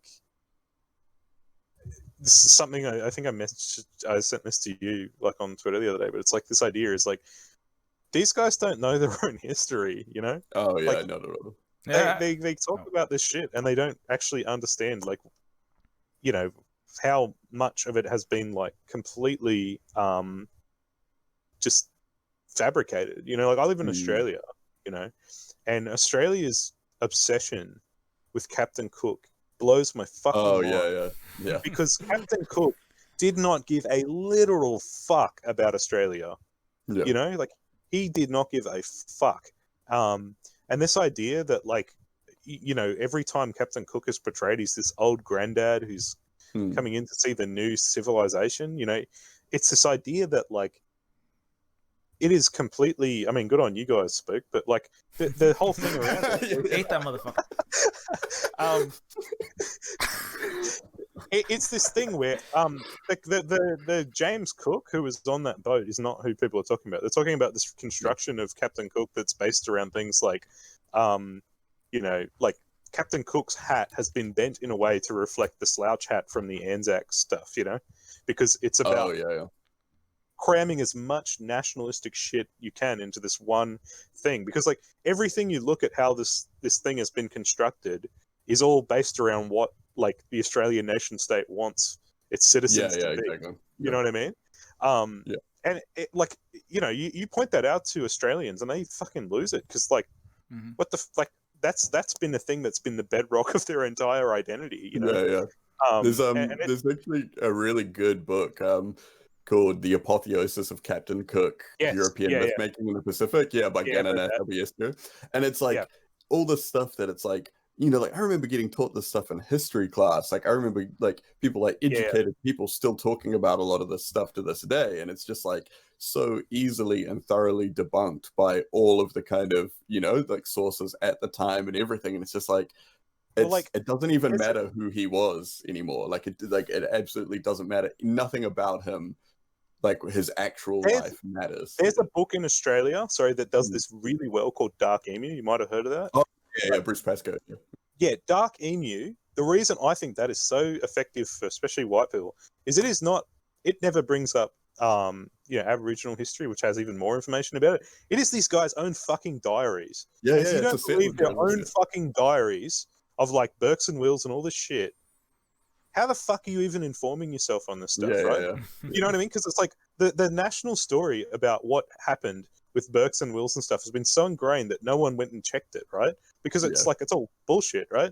And all Bruce Pascoe does in this book is he shows, do you see here where he says that we went to a fucking house and there was a river or, like, irrigation in the desert, and then there was, you know, like, this idea of hunter-gatherer is just complete fucking nonsense. And like, that's what I mean. Like, these guys don't know their own history, and it's like, it's sinister how, like, in Australia, how much it has been, like, completely washed over. Like, I went through the Australian school system, Tim, and, like, you don't even get taught that there's different dialects of Aboriginal languages, let alone different languages, right? That, like, you go through school and you think there's just one Aboriginal language. Like, that's how bad it is, you know? Like, you know, over back home, there's, like, a couple of different dialects, but, like, where I'm living at the moment, which is probably about, you know, all in all, it's maybe, like, the size of Auckland in terms of, like, this tribal region. There's 13 different dialects. You know what I mean? And, like, that's the kind of thing I think where it's like, no one gets told any of this because like that's part of the like continued colonization, which I is remember when I first moved there, and I asked a friend, like this was like literally within days of moving here, and because I mean I've got a bunch of Indigenous Australian friends now, but back then I didn't really like. I only knew like maybe like one dude, whatever. And I moved over there, and I remember asking a friend who's like a white Australian, being like, "So what do Aboriginal Australians call themselves? Like, what is their like in New Zealand with Maori, like, what is that?" And he's like, "Oh, like Aboriginals." And I was like, "No, but like, what do they, what do they call themselves?" And he's like, yeah, no, they just all call themselves Aboriginals." So I was like, "But that's obviously not not their true. word for it." And he's like, "I've never thought about that before." It's just like... But anyway, we're probably getting like way away from like the cyberpunk stuff. At the moment. Yeah. I mean, well, just on the because the title of this thing is technically decolonizing cyberpunk, so it's spiraling through the colonialism into back. Maybe talking about how cyberpunk does do a lot of appropriation and just like disregarding of the cultures could be a topic. I just want to say on like, why do they don't understand history? But it's like like it's that's part of the plan, really. It would be amazing. One of the things, sorry, if I can just say this. Oh, go ahead. Go. One of my things I did before this was like I worked at a uni, right, and in an Aboriginal like school, and one of the things which I looked at, because my boss, he was black pilling me on certain things like BLAK, but he said to me, go look up what nation building is. Okay. And I went and looked up what's the manual of nation building the United States does right now. It is exactly the same as what they've done 200, 400, 500 years ago. Like the exact same. The process of nation building, which is what they're calling colonization now, is take away the language, change the money out, remove the families, split them up, like swap the religion, like all this stuff that they've done, right? And it's just about continuing that effect, because like when the United States goes to the Middle East and they're saying we're going to bring democracy there, what they're trying to do is replace it, and they're trying to make it homogenous to what they can then control, right? Because it's all about control in a way. Like it's all about when you are making this Captain Cook figure, or you're making this you're doing this nation building, it's about making homogenous citizens so you can control them, right? That's what they're trying to do in the Middle East. They're not trying to like well, they are taking all the oil and stealing, but that's also part of the colonization, right? That's what they did, in New Zealand, Australia, and in Hawaii, obviously. And it's this idea that like none of that has changed. Like one of the smartest things I think I've ever heard someone said at my old job was they said, the colonial era has not ended. We're still in it. Like this is part of the UKIP 20-year plan. No, joking. Like it's part of the cycle. It's we homogenize these people to the point where we can control them, right? And it's when we stand back up and we resist against this. That's what it is, right? It's saying, no, I don't need to fucking believe in Christianity to have spirituality, or I don't need to, like with Umurangi, right? I don't need to fucking put white words in instead of fucking like te reo, right? I can put the fucking full title in, like I've had plenty of people say, oh, you should change the title to Red Sky. Fuck off. Like why should they not have to learn what they've fucking done? Like why should I have to fucking dumb it down for them again? Why should I have to do what Watch Dogs, Cyberpunk, all these fucking games have done when it comes to all of these ideas, which is dumb it down and make it meaningless, And so, sorry. Sorry. Whenever I hear stuff like that, it's boom, nation building's still around, buddy. No, that's what we're here for. See, they saves my vocal cords because I'll be saying this same thing. But I can get it from a few thousand miles away, but still in the Pacific. But yeah, I mean, what I wanted to say was like on history, it'd be like it would be amazing if the United States and the entire West ever had education system. Period. That's what I want to say. Economics. Wait, if you learn how to do science and enough to fix a Boeing 767 engine and code a Tomahawk missile and some math maybe, but everything else is nonsense. And I went to this school right down the street from where the president of the United States, who's currently apologist for Biden, President Obama, actually did meet his sister. Hawaii is in a lot of ways, it is ultra American. It is like, it's the training. The school that I went to is like it's the feeder school for Harvard, which is the Emperor Palpatine training facility. And that's why I have a really hard time holding my tongue, which is why I lost multiple jobs. Like sometimes trying to unionize at them back in the noughties when that was like, nobody even knew what a socialism is, or what a union is. And then, but also because like I put up with so much, I have the whole long thread about it. I'm not going to regurgitate. I'm not going to say that again, but it is like, I have a extreme, I was raised by, I went to the school, college prep school for, if you didn't get into Yale, Harvard, or Princeton, you were viewed as a failure at my high school. They actually said, if you don't get into one of these Ivy League schools, because you are going to be a senator, a president, the CEO of a Fortune 500 company, you are going to be the master of the universe, or at least planet Earth, until Elon Musk makes the fully automated luxury space fascist capitalist Martian resort. And they said, like, I remember they telling me the college, they're like, you need to get into one of these schools. You need a 1600 SAT, or we could pay somebody else to take it for you, probably an underpaid, Asian or some colonized person who take it for you. But you have to get into one of these schools because, you're the brown kid. It was really awkward because I was like one of the two brown kids in my entire class, and I was like, that's part of my whole experience. Is like being like the poorest Hawaiian is kid surrounded by rich, like very white, or a lot of them were Asian, but they were very wealthy and coming in like limos and Porsches, and you kind of count as one of us, but you're like maybe 3/5 of an American. You're kind of like you don't really fit in here. But when you're in third grade, you don't really get that. The kids just bully the crap out of you, but later on, it's kind of like more and more apparent. Like, yeah, you're poor.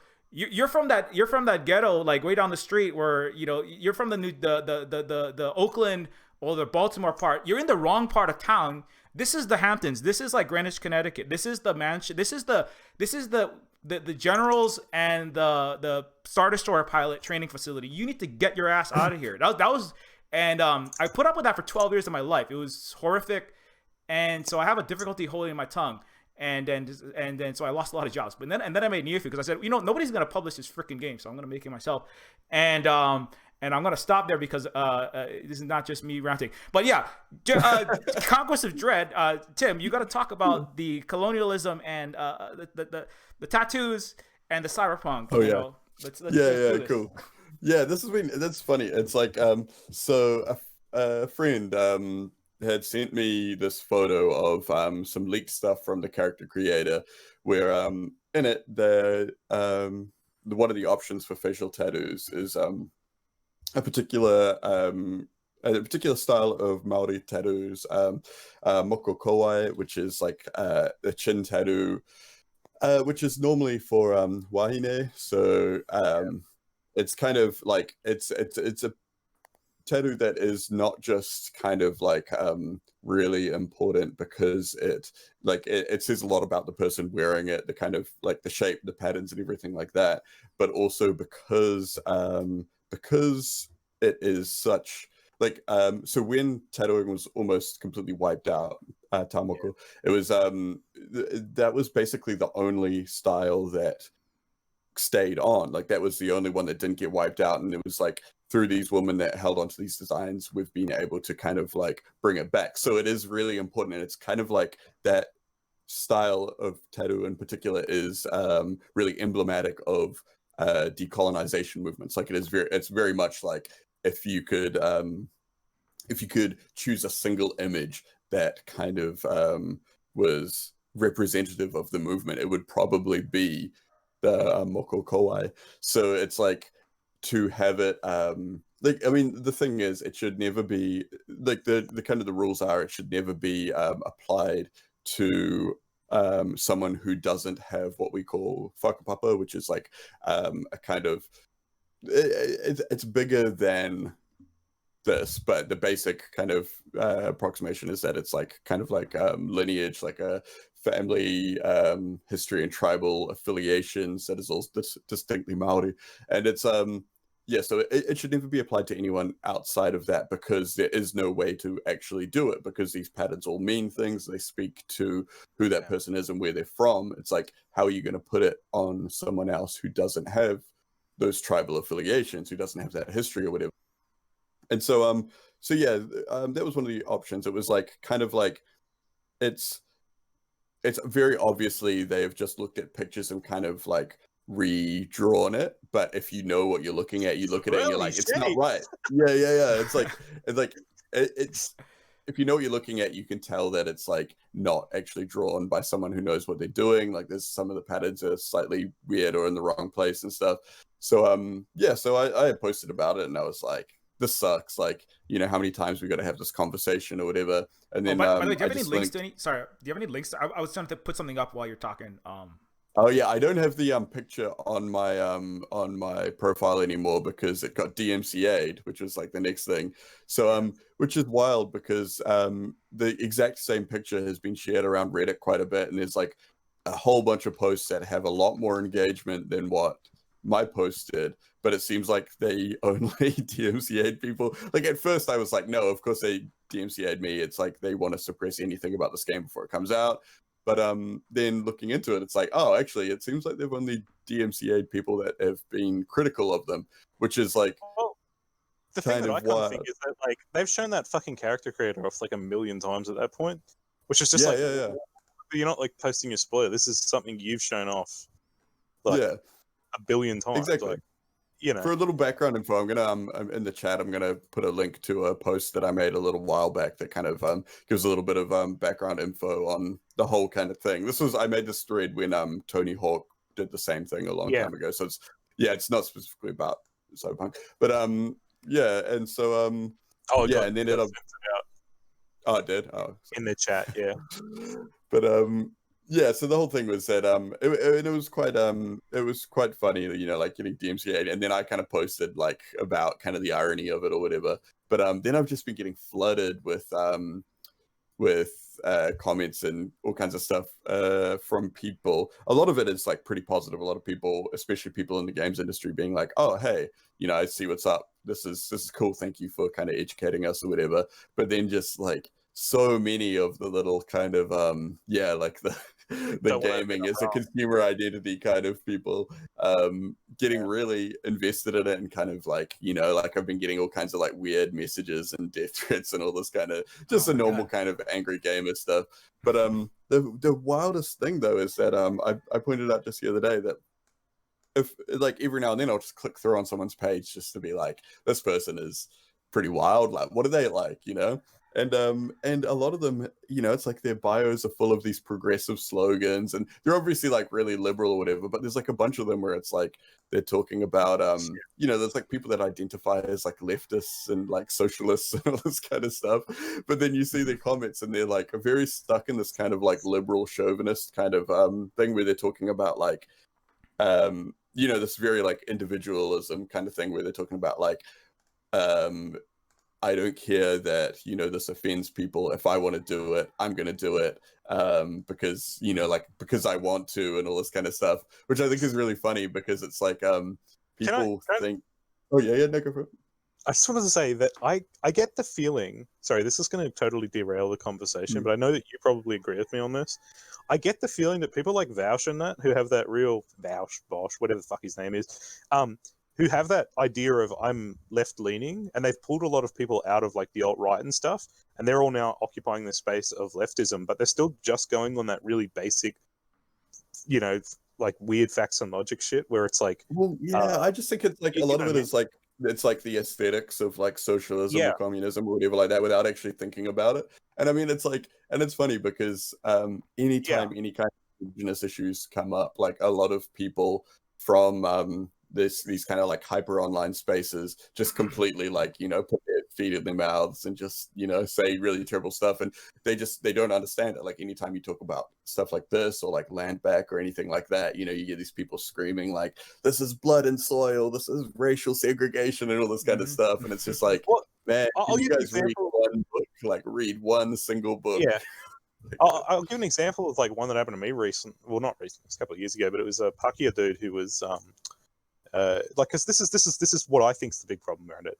This Paki dude who he was responding to a Stefan Molyneux video, and Stefan Molyneux was just being his racist old self, but like he was talking about Aboriginal people as this idea that Aboriginal people have witch doctors, right? Which is not true at all, right? That's a made up thing to scare his racist fans. But this like Paki leftist dude went down this full road of like why it's okay to have witch doctors, and like fully just could not engage with the point because he doesn't have the when Indigenous stuff comes up, he's still operating from that mindset that like, oh well, yeah, I guess, you know what I mean, rather than just saying like, what the fuck do you think medicine is made of? You know what I mean? Like herbs. No, that's you know what I mean? It's totally relevant because another thing that I've been talking about in regards to this kind of stuff is that the idea. I'm gonna be right back. Yeah. Oh yeah, cool. Okay. The idea of like the way that a lot of Indigenous people, and in particular in the way that like facial tattooing, tamoku and stuff is portrayed. And this is I've made videos about this before. If anyone jumps on my YouTube channel to see, I talk about this in my video about the Aquaman movie, and the way that Indigenous people are portrayed as the noble savage, and Indigenous facial tattooing has become kind of shorthand for someone who is a warrior or someone who is an outlaw or edgy or whatever like that. And that's why, they often use it for these kind of like edgy kind of punk looking kind of things or whatever. And it's and that is a really damaging stereotype because it leads into the whole noble savage thing. And like, I mean, when I was growing up, when I was a kid over here in New Zealand in like the 90s and early 2000s, there was still a lot of stuff on TV and the news about like us having the warrior gene and things like that, where it's like, okay, like, all Maori, like, or even like all Pacific Island people, they'd say would be, they're more suited for physical things, and they're like, that's why they're better at rugby and all this kind of stuff. Like the haka. Yeah. Some people like in Australia, growing up around here, people go, "Oh, haka's that's the only haka," and then like like blackfellas over here wanted to do. Like a ceremony dance at the start as well.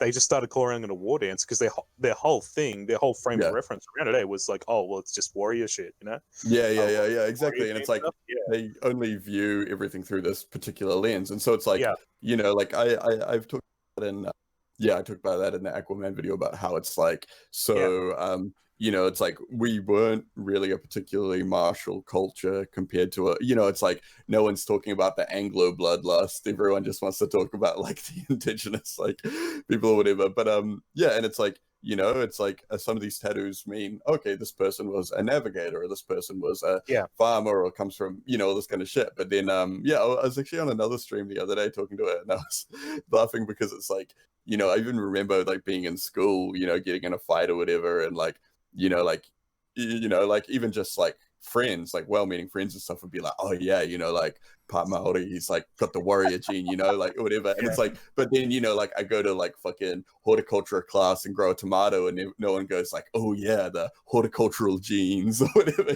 like it's like just so fucking but it's like once we're gardeners.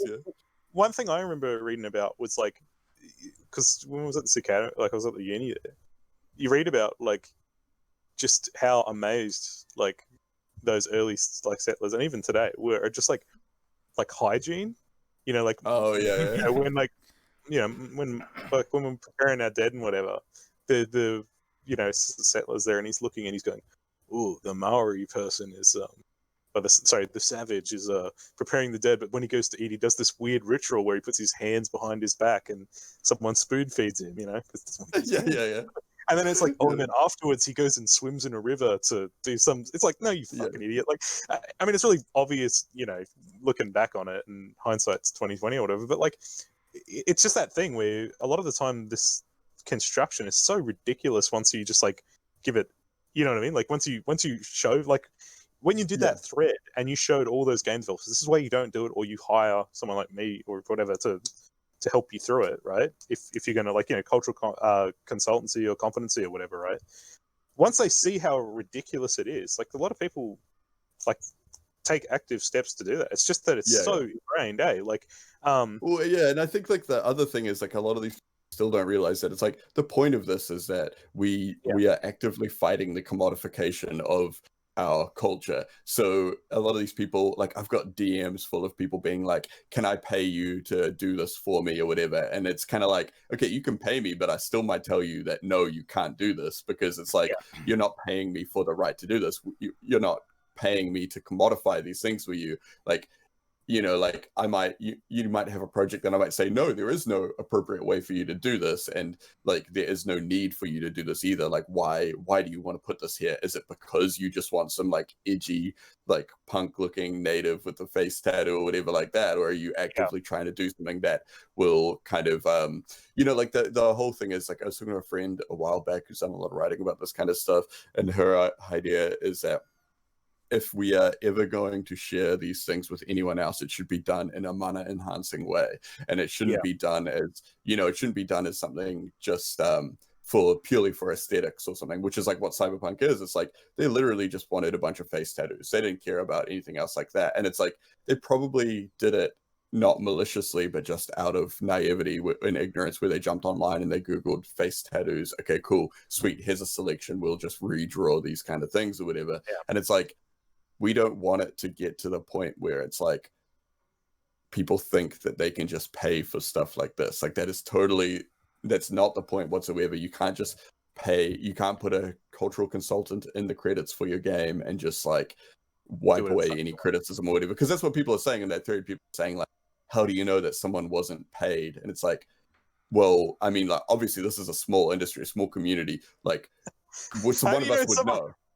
Yeah. Sorry. I was just thinking, it's like, how do you know a Maori person wasn't paid to make this? Because it's fucking clearly not. Like, yeah, exactly. It's like, not. It's like all these people. Like, there was like some Reddit post where someone posted the picture on Reddit, and there was like some dude who is a Maori dude, and he posted on there, and he's saying like, no, this isn't tamoko. This is something called kiratuhi, which is like a word that we use. It means skin art, and that's basically like if a tourist or someone or non-Maori wants a Maori tattoo, that's the kind of the established kind of thing we would say you can't have tamoko, but you can have this, and it's like basically a form of tattooing done to, and where it like has like the Maori aesthetic, but it doesn't speak to tribal affiliations and things like that. But there are rules for that. There are, you know, like we never do it to emulate things like the mokukawa and things like that. Like, you know, an example I can think of is I got a mate, Dinawan, he's like an Aboriginal dancer. I think he actually went over and he got a tattoo for someone.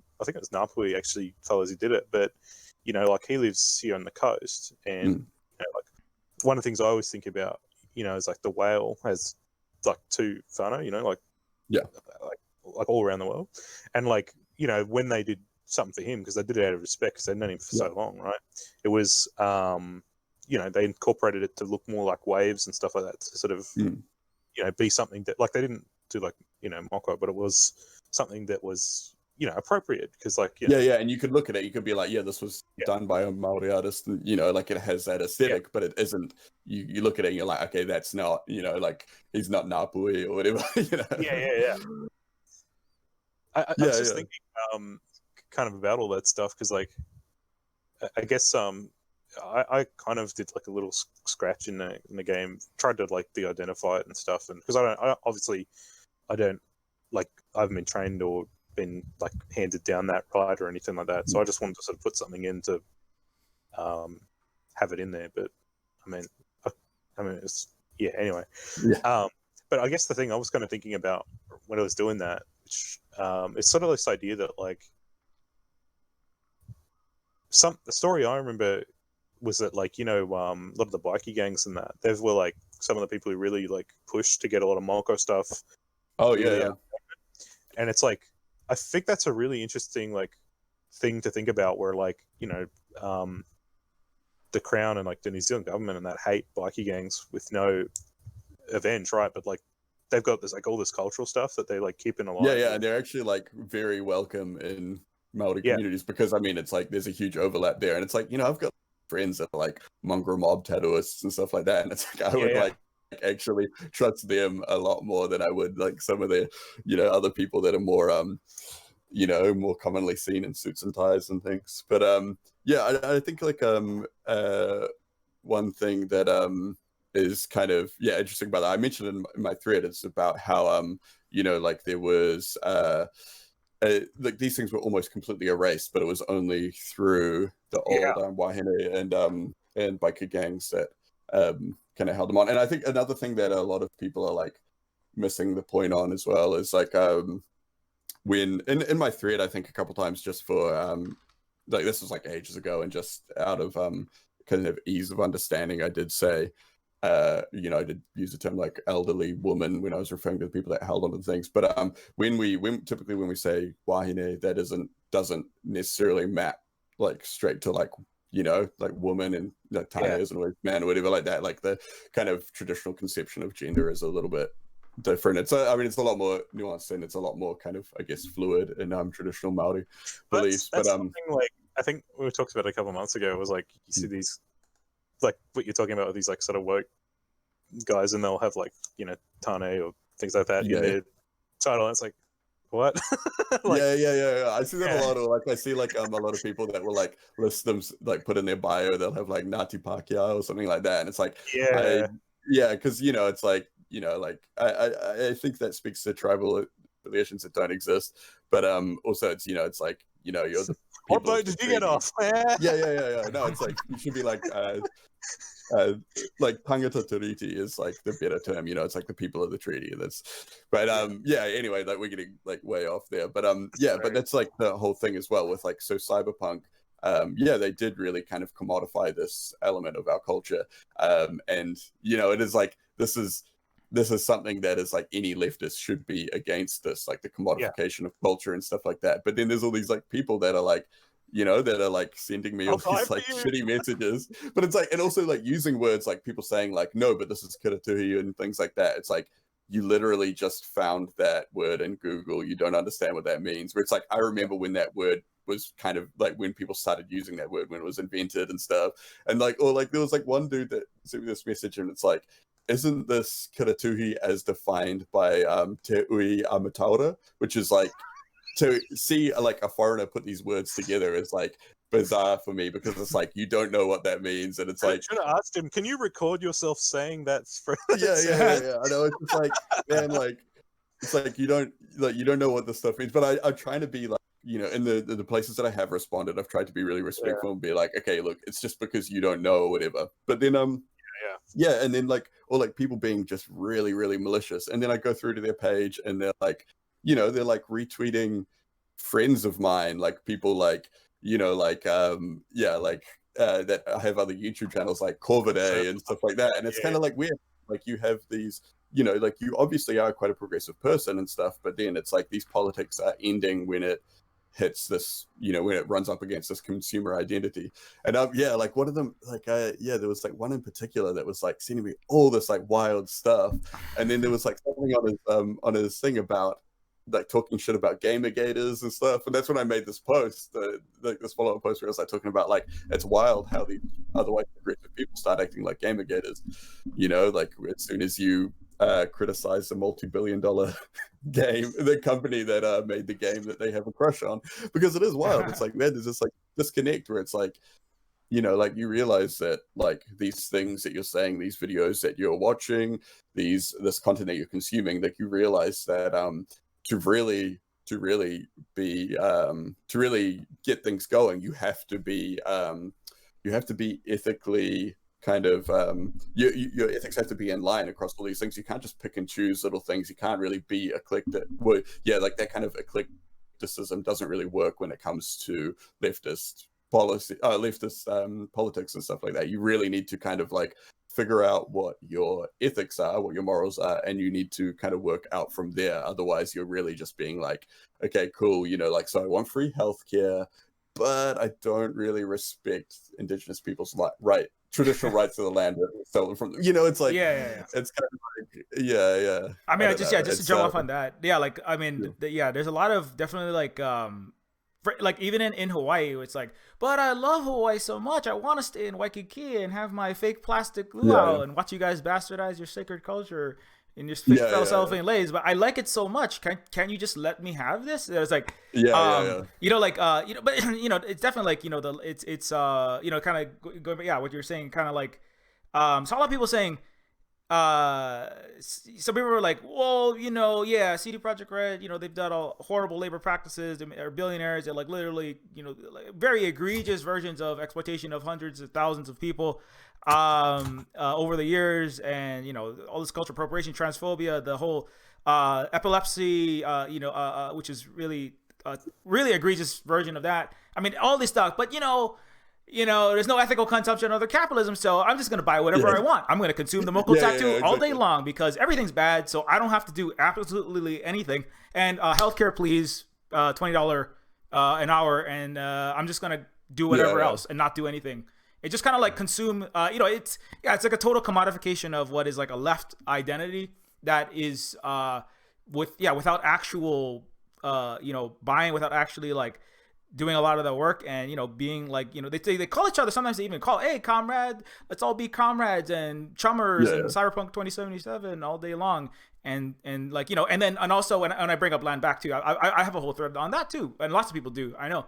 And I was like, land back, it means like, because there was this whole the original eruption of land back was actually a native Hawaiian was talking about like, how do I explain what land back means and why land is so important as a native Hawaiian. It's very difficult to explain to Western people like what it means, and like it doesn't mean, I think she was trying to say like, it doesn't mean I want to take control of all your land and kick you out. And I was like, land back, and then like Western leftist was like, I don't put anybody on blast, but it was just like, this is the same thing as blood and soil, and it's like, and I was like I get that constantly. Anytime it's brought up, people will be like, this is the like blood and soil. It's brown fascism. That's what it is. And I was like, as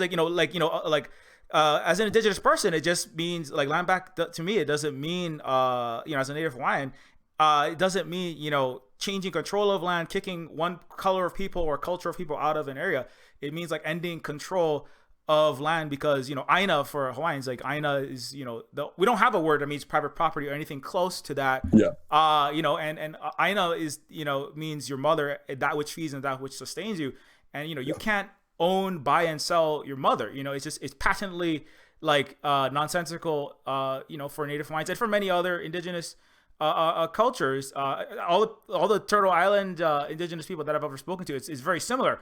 And so, but then it just gets misinterpreted. It just gets spun out of, control. And there's, and it's, it is hard because, it's like, it's, there is a, what do we call like there is an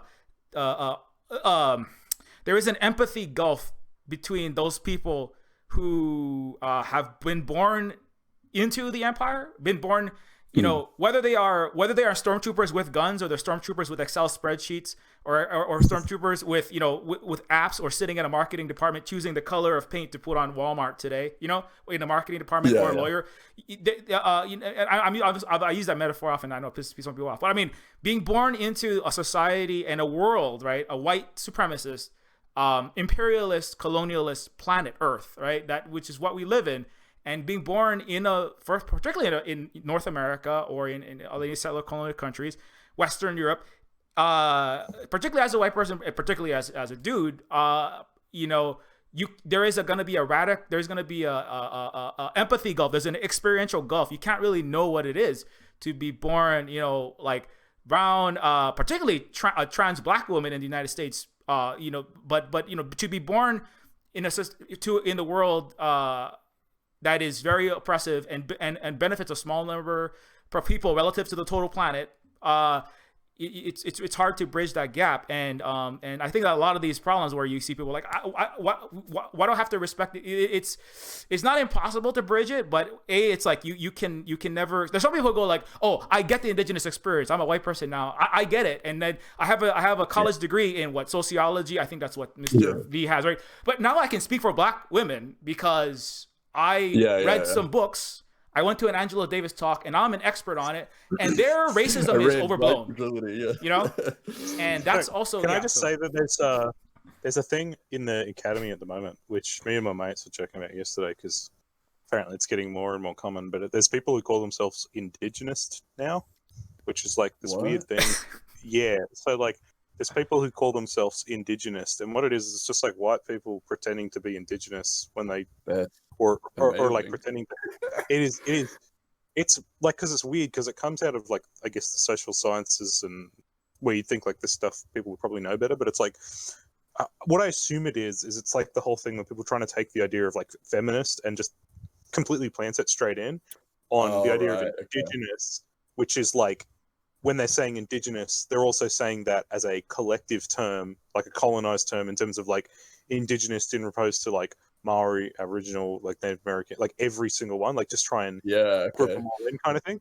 And it's this really weird space, like Yeah, where yeah. people are like trying to say that like, oh well, I can speak on behalf of, like, similar to like, you know how you have some people who say like, well, I'm a male feminist and I can, you know, Yeah, yeah. like empathize with it or whatever. But it's this weird like, Yeah, it's weird. I always find colonized thing, it weird when people try and like lump in together a lot of different Yeah. indigenous groups, because we all have different, like, you know, different histories and material needs and all that kind of stuff. But Well, yeah, it's here's fucking one that makes me just like go, what the fuck? Is like, in the academy, people trying to do like indigenous research frameworks, like, you know, Lita Tuhuai Smith, you know, yeah, the fucking queen, yeah. yeah. It's like people will like, this idea is that people will do these indigenous methodologies where they'll try to get white people to do, you know, research as if they're from, like, you know, they've got an Iwi connection. Weird. It's Yeah. real weird, because it's like, you know, can you imagine trying to do all that stuff and it's like, well, you don't know your mountain, your river, and like, Yeah. It's you know, fucking you wild. don't I think that was so like the power strange. of a lot of books like Decolonizing Methodology by Yeah. Linda Tuhiwai Smith, where it's like it is really powerful, and reading it is like, for a lot of academics will be like, oh shit, like this whole thing is fucked up. And then so they try to get out of the position as like the settler or whatever like that, and kind of like, you know, like they try and like switch teams or whatever like that. But I think like, so when I'm trying to explain like land back and decolonization, all that kind of thing to people, and I've had to do this even within like the last week or so, there was some, like, I had like a mutual on Twitter who was asking some question to someone else about something, and someone had given them like some really blood and soil kind of answer.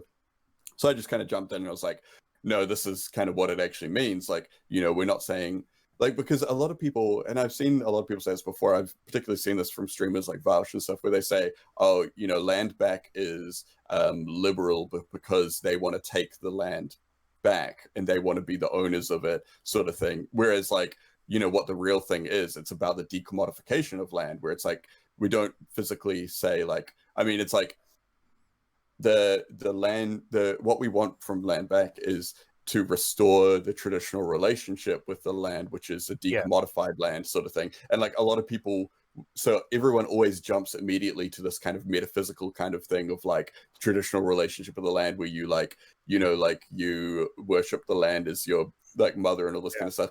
Whereas it's like, you can believe that the land is your mother even in just like in an indigenous way, even in a non-spiritual way, where you believe that, you know, like it is kind of the thing that everyone comes from and all this kind of thing like that. You can do that in a secular fashion. And but the relationship that we're talking about is literally the way that people interact with the land and the commodification of it, which is the problem that we're trying to eradicate or whatever. And you know, like a lot of these people, when you explain it like that, a lot of people will be like, oh, okay, that makes sense. So that's kind of like why it lines up with a lot of the goals of communism, or, you know, communists and stuff, where they want to decommodify these things as well. And it's like, yes, that is a huge kind of crossover, because what a lot of people think of as communism, it's like, you know, like Maori were doing that for, you know, forever before communism was a word, sort of thing. You know, we had like people show up to New Zealand and be like, wow, they're living in beastly communism and stuff.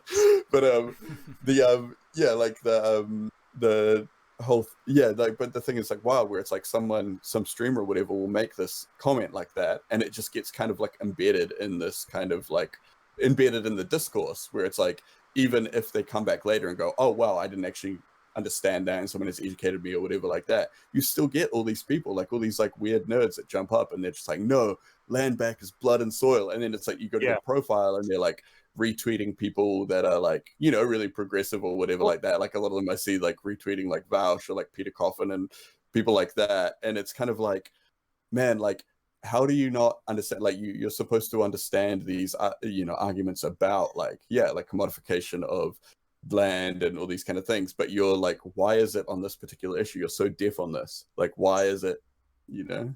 Something I think that's really telling around all that is that, like, a lot of these, like, it's something. Sorry, I'm trying to phrase this because I don't want to, like, step on your toes here, but like, you have these people sometimes and they're very against eugenics, but then, like, in the next sentence they'll talk about, like, stuff from a blood quantum framework. You know what I mean? Yeah, exactly. And it's like, no, that's not like how we. Yeah. You know, America Well, invented a lot of that stuff that the other guys are using. Well, what's really interesting is that, like, the blood quantum stuff was actually created in Australia to try to split up families, and it was taken by the Nazis. And the only reason it wasn't adapted fully was because the Nazis then became the enemy of the state, right? But just to go back on it, it's like, the thing I just think is that it's this, like, ontological, you know, neoliberal thing where, like, the cards they're dealt in this stuff, like, you know, land back being, you know, blood and soil, and, like, you know, blood quantum being bad, but then also having this weird obsession with, like, you know, I'm X% this and stuff, you know what I mean? It's very much like this thing where, like, I get the feeling that's just, like, how the neoliberal thing works, you know? And, like, as you're saying, like, you've got to come at this nice and slowly to them, to approach them in this way, because, like, it has been so ingrained into, like, a lot of people that, like, these are just the norms that you have to accept. Like, you know, in Australia, you know, we did stuff around, like, you know, when I was in school, and you'd learn about or barely learn about Aboriginal history, you'd learn about why the word half caste was bad. But then, you know, the next thing you'd learn about was, oh, the last full-blooded Aboriginal man in Tasmania. You know what I mean? It's just like, how the fuck, you know what I mean? Like, it's like, you can't get out of that. But you can call him a half Maori or something like that, you know? Or, oh, you know, I'm 1%. It's like, you know what I mean? And that's, I think, like, you know, I guess the strength that we have a lot of time is that, you know, our, like, identities are based on, you know, things that you can't put on a spreadsheet, you know? I'm actually gonna have to jump off. I just realized what the time was, but I hope that's okay. But it's been great chatting with both of you. It's always good to always good to talk to both of you independently. So together has been great. For sure. Thanks for coming on. Go ahead. We're gonna have to do a competition. Who's on a watch list first, or, you know? I said a lot of stuff. You know. But it's been great chatting with you. Great, thanks to everyone in chat. Thanks to Holly for holding down the chat as well. I'm gonna jump off, but I'll talk to you all again soon. I'll probably jump off too. So But it was really good to chat, I think. Yeah, good to see both of you, Tim and Vess, and we'll definitely have to do this again sometime. You know, keep doing the awesome work that both of you all are doing. Cool. All right. Okay. Take it easy, guys. All right. Let's see. I'm Silver Spook, the creator of Neofeud, which is a anti-imperialist, you know, anti-mega corporation, anti-racist cyberpunk game that's made by myself, an indigenous creator. I'm a native Hawaiian activist, programmer, artist, writer, and etc. I basically made Neofeud by myself. Thanks again, everybody, for tuning in.